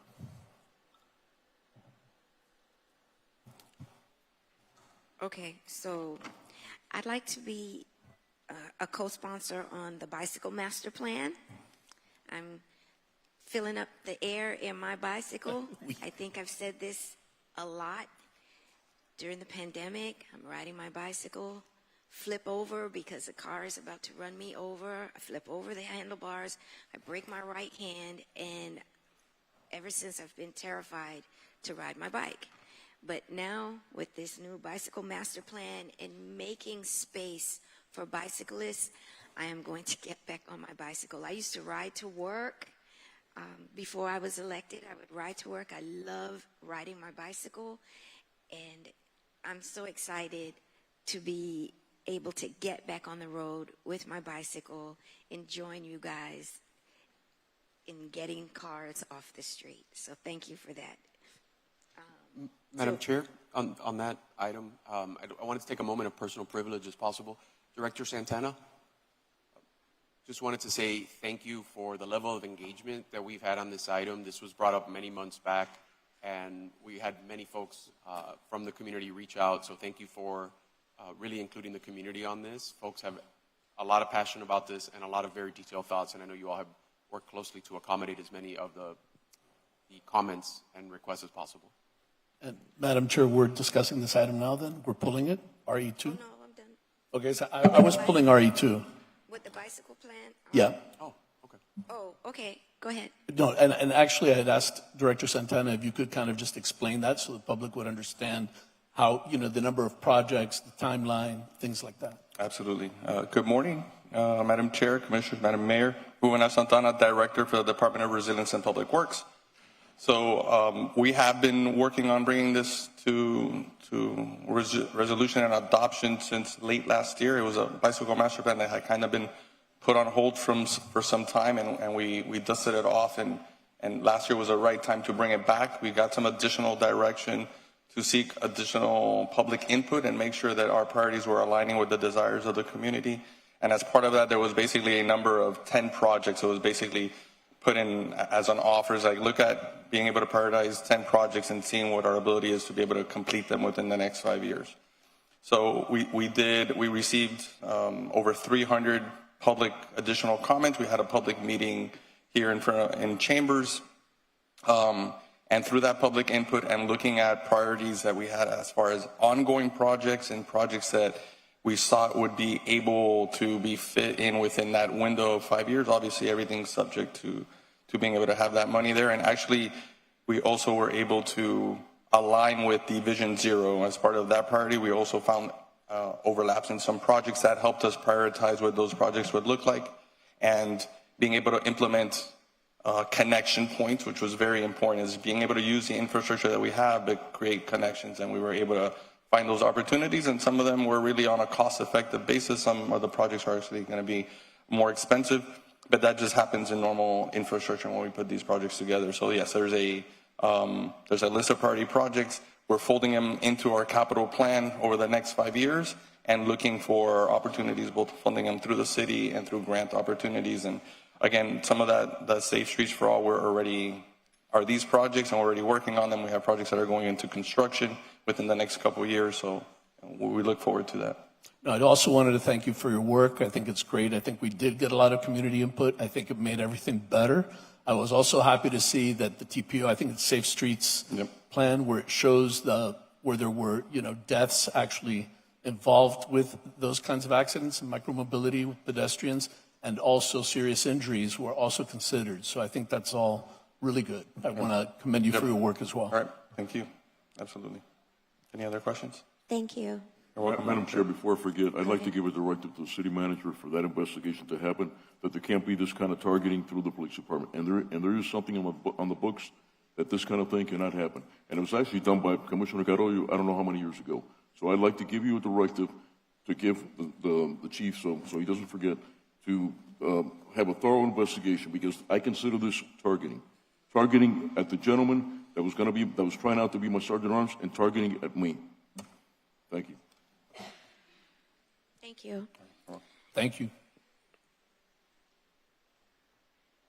May I have a motion for RE1, RE2, RE4, RE5, 6, 8,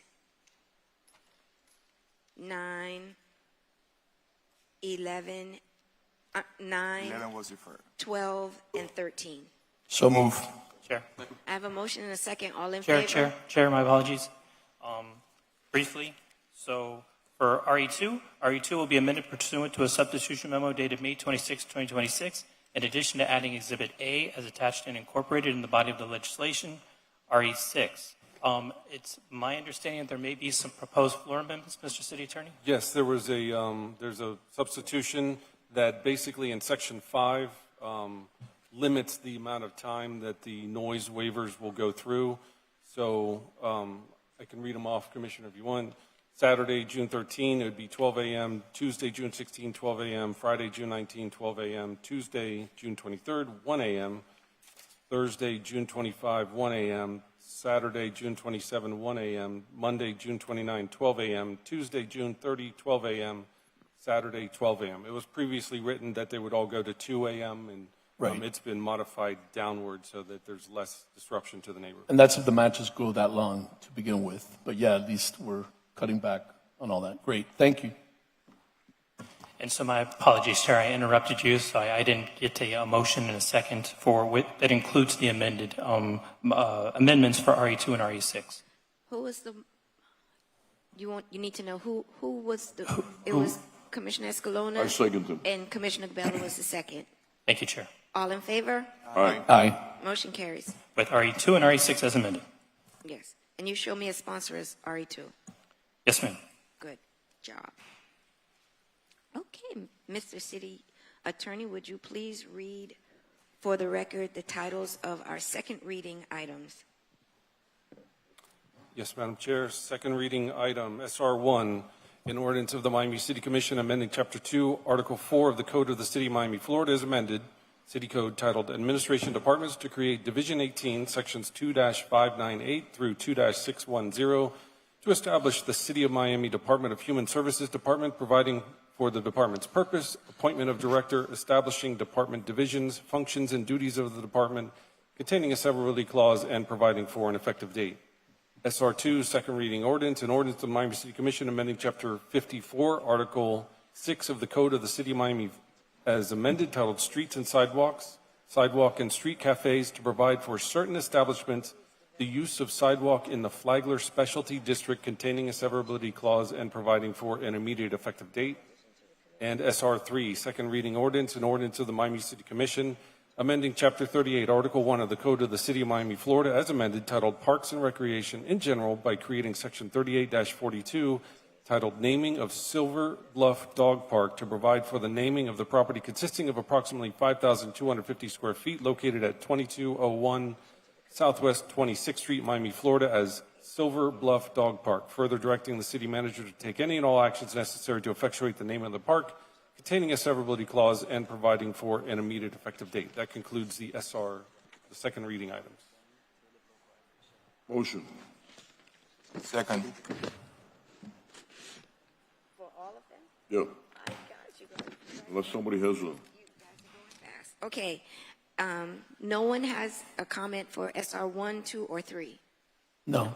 Okay. May I have a motion for So SR 1, moved. 2, and 3? I have a motion for the second. All in favor? Aye. Motion carries unanimously. Mr. City Attorney, would you please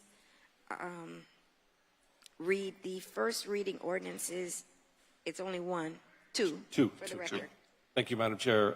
First reading ordinance, FR2, an ordinance of the Miami City Commission amending Chapter 37 of the Code of the City of Miami, Florida as amended, City Code titled Offenses, Miscellaneous, more particularly by amending Section 3711 of the City Code titled Public Urination or Defecation Prohibited, Exceptions, Penalties, providing for revised definitions, prohibited acts, and repealing exceptions, containing a severability clause and providing for an effective date. FR3, first reading ordinance, an ordinance of the Miami City Commission with attachments, amending Chapter 35, Article 5 of the Code of the City of Miami, Florida as amended, City Code titled Motor Vehicles and Traffic, Coconut Grove Business District, Design District, Wynwood Norte, and Downtown Flagler District Parking Improvement Trust Funds, more particularly by establishing Section 35-241 titled Little Havana Parking Improvement Trust Fund established, Section 35-242 titled Funds Made Available, Financial Report, Section 35-243 titled Schedule of Fees and Charges for Little Havana Parking Improvement Trust Fund, Section 35-244 titled Parking Waiver Certificates, Revocation, Refunds, to establish the Little Havana Downtown Parking Improvement Trust Fund, containing a severability clause and providing for an effective date. That concludes the FRs. Thank you. Gentlemen, would you like to pull FR2 or FR3 for conversation, discussion? No. May I have a motion? Move. Second. I have a motion and a second. All in favor? Aye. Motion carries unanimously. Mr. City Clerk, do we have any board or committee appointments today? Yes, Chair. BC1, Miami Tree Ordinance Advisory Committee. Commissioner Gabello will be appointing Andy Parrish with a 4/5 residency waiver. Commissioner Pardo will be appointing Chris Baralotto and Ian Wogan. Commissioner Escalona will be appointing Maria Benfeld with a 4/5 residency waiver, and Megan McLaughlin. Commissioner Rosado will be appointing Dean Abel Llewellyn and Thomas Lawrence. And Commissioner King will be appointing Mariela Lopez de Albier and Arba Jane. Do I have a motion? So moved. Second. All in favor? Aye. Aye.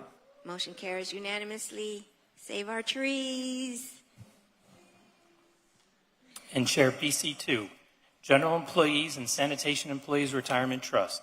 ASME Local 1907 provided a list of 6 names pursuant to the City Code. Fernando Acosta and Anne Marie Sharp have both been proffered from the list of 6 names as a potential appointee to the Local 1907 seat currently held by Olga Torres. A motion will need to be made for one of the 2 names that have been proffered. Tell me the 2 names again. Fernando Acosta and Anne Marie Sharp. It could only be one of them. Correct. Do I have a motion? I would like Anne-Marie Sharp to have this position. I second that. All in favor? Aye. Aye. Anne Marie Sharp. And is that unanimous? 5-0? Yes. Yes. Okay. It's unanimous. And that concludes the boards and committees. Thank you, Chair. Thank you. Okay. Mr. City Attorney, would you please read for the record the PZ titles? Yes, Madam Chair. PZ1, second reading ordinance, an ordinance of the Miami City Commission with attachments, amending ordinance number 10544 as amended the future land use map of the Miami Comprehensive Neighborhood Plan pursuant to small-scale amendment procedure subject to section 163-3187 Florida statutes by changing the future land use designation from duplex residential and major institutional public facilities, transportation, and utilities to low-density restricted commercial of the acreage described herein of real property at 145 and 151 Northwest 60th Street, Miami, Florida, as more particularly described in the attached and incorporated Exhibit A, making findings containing a severability clause and providing for an effective date. PZ2, second reading ordinance, an ordinance of the Miami City Commission with attachments amending the zoning atlas of ordinance number 13114, the zoning code of the City of Miami, Florida, as amended, Miami 21 Code, by changing the zoning classification from CI, Civic Institution Zone, and T3O, Suburban Transit Zone Open, to T4L, General Urban Transit Zone Limited, for the property generally located at 151 Northwest 60th Street and 145 Northwest 60th Street, Miami, Florida, as more particularly described in the attached and incorporated Exhibit A, further recommending to the City Commission acceptance of the voluntarily proffered covenant attached and incorporated as Exhibit B, making findings containing a severability clause and providing for an effective date. PZ3, second reading ordinance, an ordinance of the Miami City Commission amending ordinance number 13114, the zoning ordinance of the City of Miami, Florida, as amended by amending Article 3, titled General to Zones, to modify the Affordable and Attainable Mixed Income Transfer of Development Density Program, making findings containing a severability clause and providing for an effective date. PZ4, second reading ordinance, an ordinance of the Miami City Commission amending ordinance number 13114, the zoning ordinance of the City of Miami, Florida, as amended Miami 21 Code by amending Article 5, titled Specific to Zones, to allow the use of T3 Transect Development Standards in the construction of single-family residences and two-family residences duplex in higher transect zones and remove the required additional side and rear setbacks when a development within a T5, T6, or CIHD transect zone abuts an existing single-family home, making findings containing a severability clause and providing for an effective date. PZ5 is a resolution. PZ6 is a resolution. PZ7, first reading ordinance, an ordinance of the Miami City Commission with attachments amending ordinance number 13114, the zoning code of the City of Miami, Florida, as amended Miami 21 Code by amending Article 3, titled General to Zones, Section 3.3.1, to clarify when lots may meet an exception from lot size restrictions, making findings containing a severability clause and providing for an effective date. That concludes the PZ items.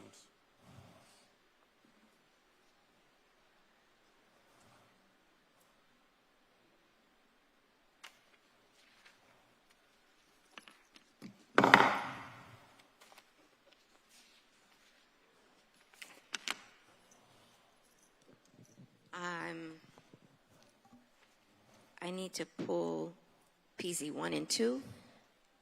And PZ3. You pulling PZ 3? Okay. May I have a motion for PZ 4, 5, 6, and 7? Move. Second. So moved. All in favor? Aye. Aye. Okay. For PZ 1 and 2, it's an easy one. I have an amendment to the covenant. One thing about covenants, I find that the teeth of them are insufficient. So I would like paragraph 10, non-compliance, change that from $250 a day to $1,000 a day, noting that we never want to collect a penalty. Absolutely. But a penalty has to be a penalty. So $250 a day, yeah, I can do that.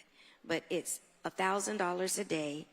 And because this is a project in District 5, the Affordable Housing Trust is to go into the Affordable Housing Trust, but I want it designated for District 5 use only.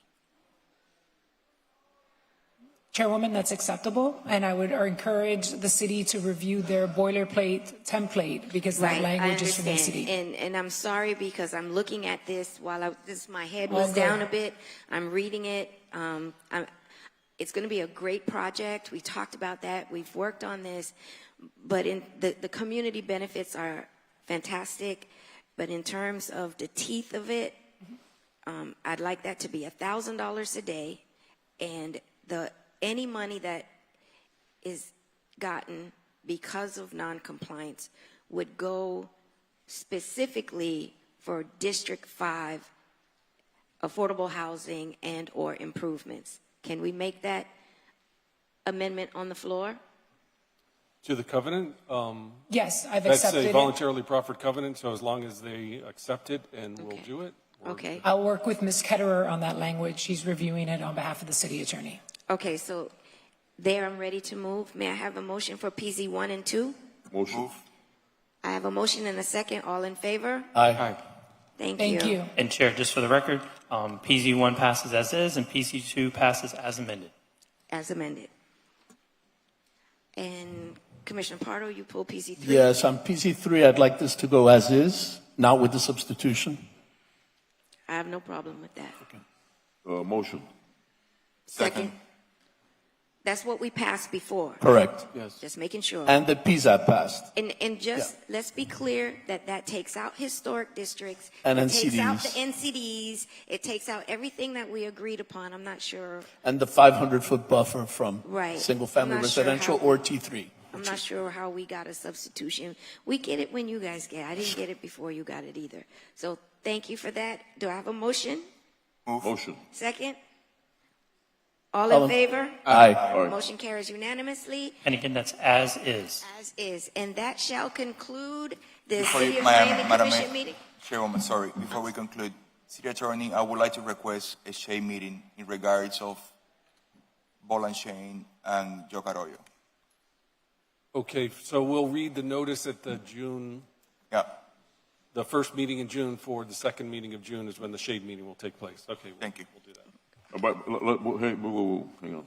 Speaking about this in the same meetings that you're talking about, from now on, and I said this before, when it was pertaining, 2 years ago, we've been at this, that there was a point we'd have the same meetings upstairs, and then they gave us separate same meetings, okay? But I don't like that kind of system, because I want to know what you all are thinking also. I don't want somebody to tell me that you're thinking that, and then you're thinking something else. So from now on, nobody come to me and tell me that we're going to have, a shame meeting per individual, because it ain't going to fly with me anymore. I want to hear from the horse's mouth, from you commissioners, what you're thinking on any given matter regarding shade meetings. Just want to put that on the record. Thank you. Okay, and I want to make just, before we conclude, do one presentation, just quickly. It's not really a presentation. It's more of an announcement.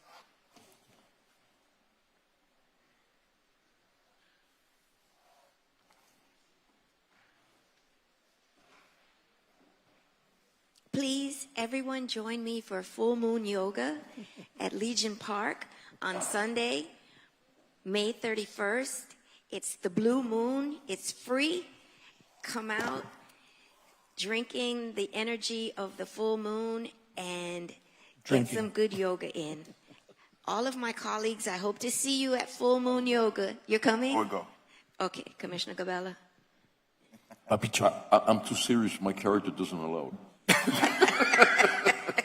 But I just wanted everybody to know that I'll be there. we are having full moon yoga, Legion Park on the bay. It's free to the community. Come, enjoy yourselves. Let some of the stress go.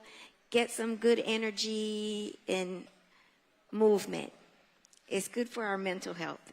I'm going to get there by bike. Amazing, amazing.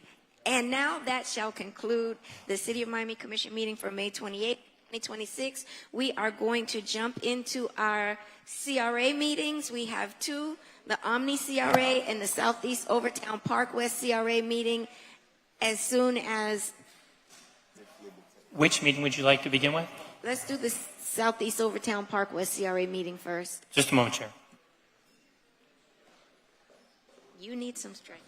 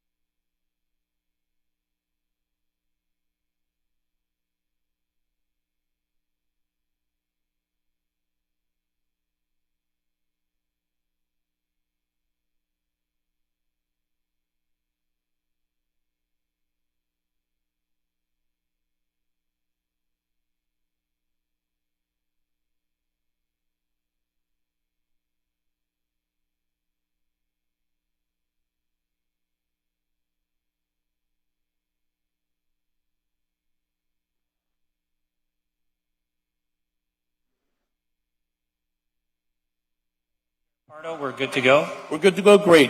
Good morning, everyone. I'm calling to order the May 28, 2026 Omni CRA meeting. Is there a motion to approve the minutes for April 23rd, 2026 Omni CRA? Motion. All in favor? Aye. Motion carries. Madam Assistant City Attorney, please briefly read the agenda items for CRA resolutions 1 through 4. Sorry about that, Javi. You're not a madam, sir. It's okay, not offended. Please read them into the record. So the first resolution is a resolution of the Board of Commissioners of the Omni CRA by a 4/5 affirmative vote after an advertised public hearing, ratifying, approving, and confirming the Executive Director's recommendation finding attached and incorporated as Exhibit A that competitive negotiation methods and procedures are not practical or advantageous to the CRA pursuant to sections 1885 and 1886 of the City Code, waiving the requirements for competitive seal bidding, allocating an amount of grant funds from the CRA's fiscal year 25-26 budget in an amount not to exceed $200,000 to Florida Film House International to help underwrite the costs associated with job skills trainings and employment opportunities associated with grantees' First Take Youth Film Program operating at the Dorsey Library located at 100 Northwest 17th Street, Miami, Florida. The second resolution is a resolution of the Board of Commissioners of the Omni CRA by a 4/5 vote, ratifying, approving, and confirming the Executive Director's recommendation of finding attached and incorporated as Exhibit A that competitive negotiation methods and procedures are not practical or advantageous to the CRA pursuant to sections 1885 and 1886 of the City Code of Miami. Authorizing allocation of funds in an amount not to exceed $1,700,000 to EWB Holdings, a Florida limited liability company, contingent upon the 80% completion of the mixed income development project located at 1433 Northwest First Court and 1435 Northwest First Court, as approved pursuant to previous CRA resolutions, CRA R-25-0029, adopted on June 26, 2025, to underwrite costs associated with the construction and development of a multi-generational family-centered duplex affordable housing project located at 1695 Northwest First Court, consisting of 2 5-bedroom units at or below 70% of the area median income. The third resolution is a resolution of the Board of Commissioners of the Omni CRA, authorizing the Executive Director to initiate the activation of unused and underutilized spaces located within the boundaries of CRA at 50 Northwest 14th Street for short-term community, cultural, commercial, entrepreneurial, artistic, educational, and other temporary activations open to the public, authorizing the Executive Director to develop guidelines for temporary use of the property on a first-come, first-served basis, and authorizing the Executive Director to proceed with any necessary build-out, improvements, modifications, furnishings, and related work required for the initiative, subject to all necessary budgetary approvals at the time of need, authorizing the Executive Director to negotiate and collect fees, rent, deposits, and other cost recovery amounts based on the type and nature of the activation, providing that any proceeds derived from the temporary activations may be utilized to assist with building maintenance, security, utilities, upkeep, and related property expenses until final determinations made regarding the future use of the property. And the final resolution is a resolution of the Board of Commissioners of the Omni CRA by a 4/5 vote, ratifying, approving, and confirming the Executive Director's recommendation of finding attached and incorporated as Exhibit A that competitive negotiation methods and procedures are not practical or advantageous to the CRA after the expiration of the 30-day notice for the disposition of any real property or interest therein in the CRA's redevelopment area pursuant to Section 163.380 Florida statutes, authorizing the Executive Director to negotiate and execute a sublease agreement in a form acceptable to General Counsel with Wynwood House Cuts, a Florida limited liability company, for approximately 1,635 square feet of retail and or commercial space located on the property identified by folio number 013125-100-0010, also referred to as Wynwood Works, for a rental amount not to exceed $8,000 per month for a term approved by the Executive Director.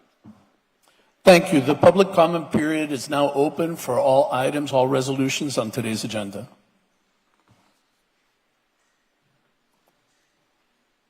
How you doing? My name is Marco Molinette. I'd like to say thank you. I do the First Take Youth Film Program at Dorsey Library. It's been ongoing now. We're on our 11th year. We've had the support of Commissioner Christine King, Commissioner Pardo, and many others in the past. Commissioner Keon Hardeman, especially from the beginning, who believed in us and helped us actually structure our company and build it to be what it is. We last year were able to give 11 scholarships out to kids, helping them go to college, and one of them went to the military, which is still great success for him. And this year we're hoping to do 12 scholarships, and we put quite a bit of kids into the film industry, and it's been a great program, and I just really appreciate the support of the city getting behind and supporting some of the kids from the inner city. Thank you. Thank you. Any other public comment?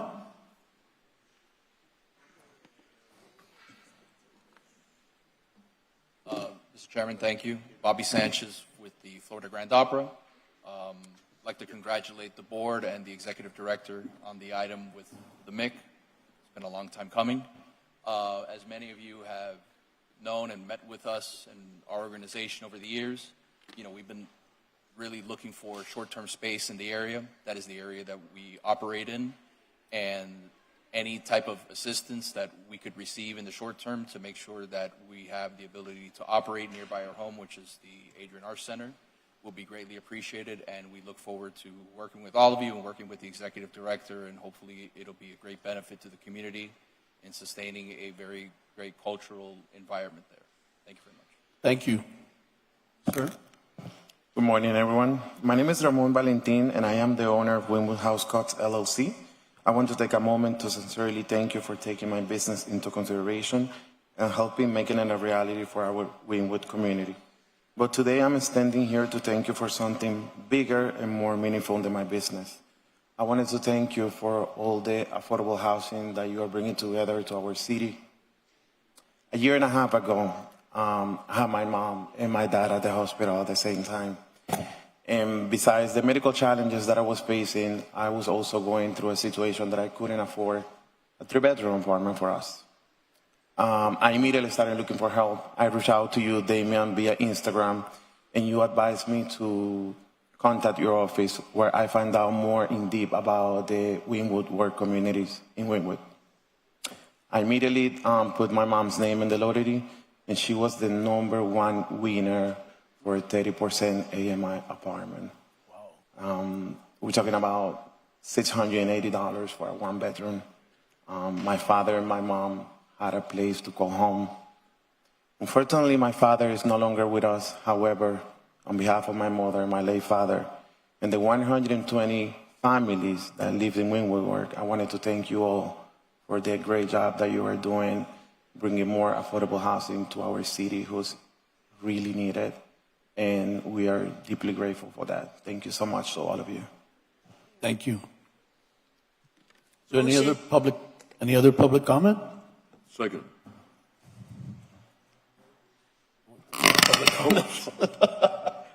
Good morning, Ma'am. to the Chairwoman and the Commissioners. My name is Dr. Evelina Bestman, and I am the owner of the property that's before you that the Omni CRA is sponsoring, and the EWB Holdings. Legally we have to do these things. But I want to say from the depth of my heart, I'm so grateful to the City of Miami and its commissioners for really moving forward and acting on what you say you believe in, and that's affordable housing, for decent, stable housing for the community. I am so blessed to have had the opportunity to come into possession of property. This property is exactly across the street from where I was born. I used to play on that land. It was vacant then, 84 years ago. And my mother, I know, and father above are so happy because the second property that you funded me for is on First Court and across from the church, Mount Olivet, where I used to go to Sunday school. So I'm so glad to really be able to provide affordable housing, which I had the dream, but you have made my dream a reality. And I'm so grateful, and I will be around when we open that first one to see the people in Overtown be able to really move into decent, affordable housing.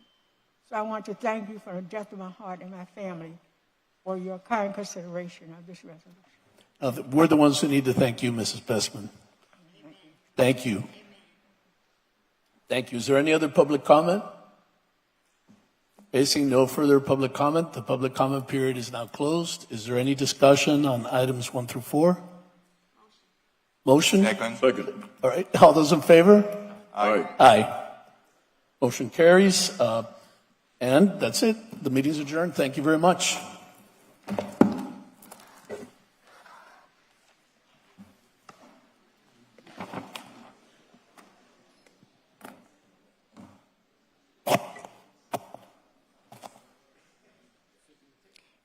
As soon as they flip the tape, we'll start the Southeast Overtown Park West CRA meeting.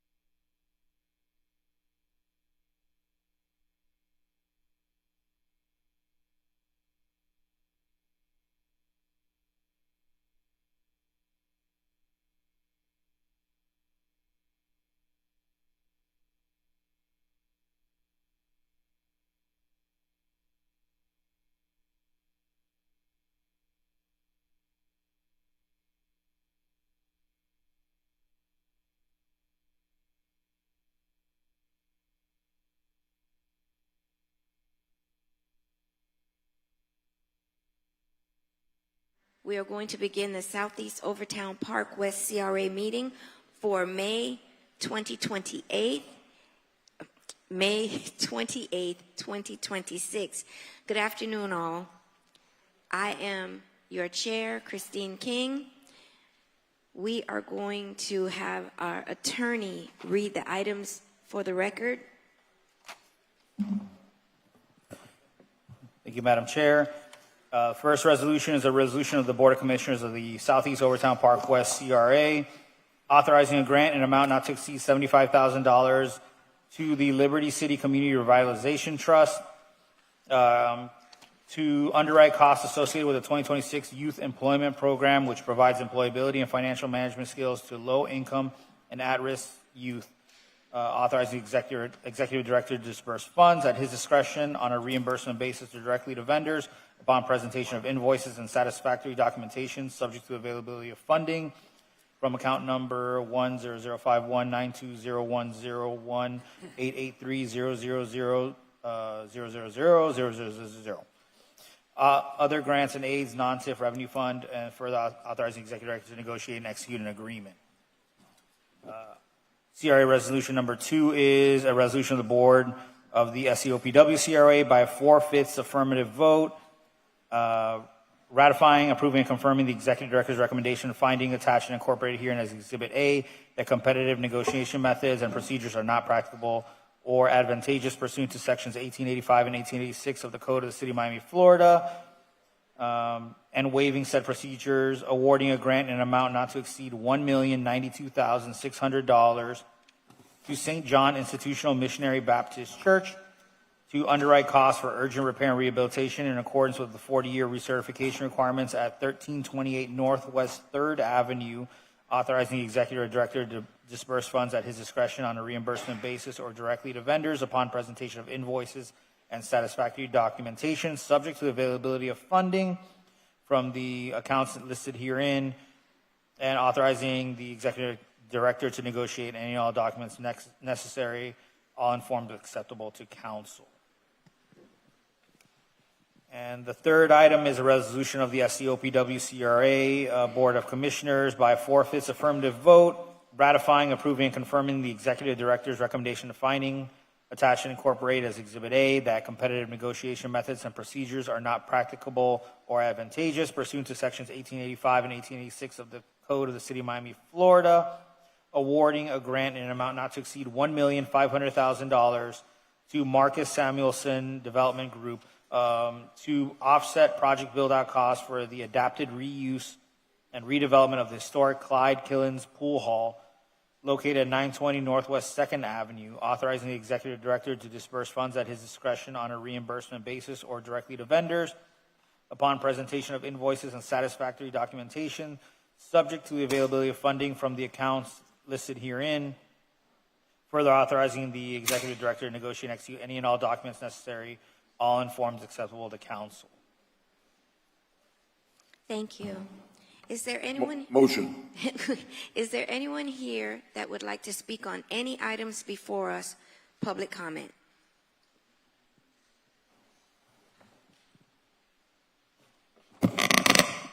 Chaplain Stanley Young, 500 Northwest 2nd Avenue, Miami, Florida.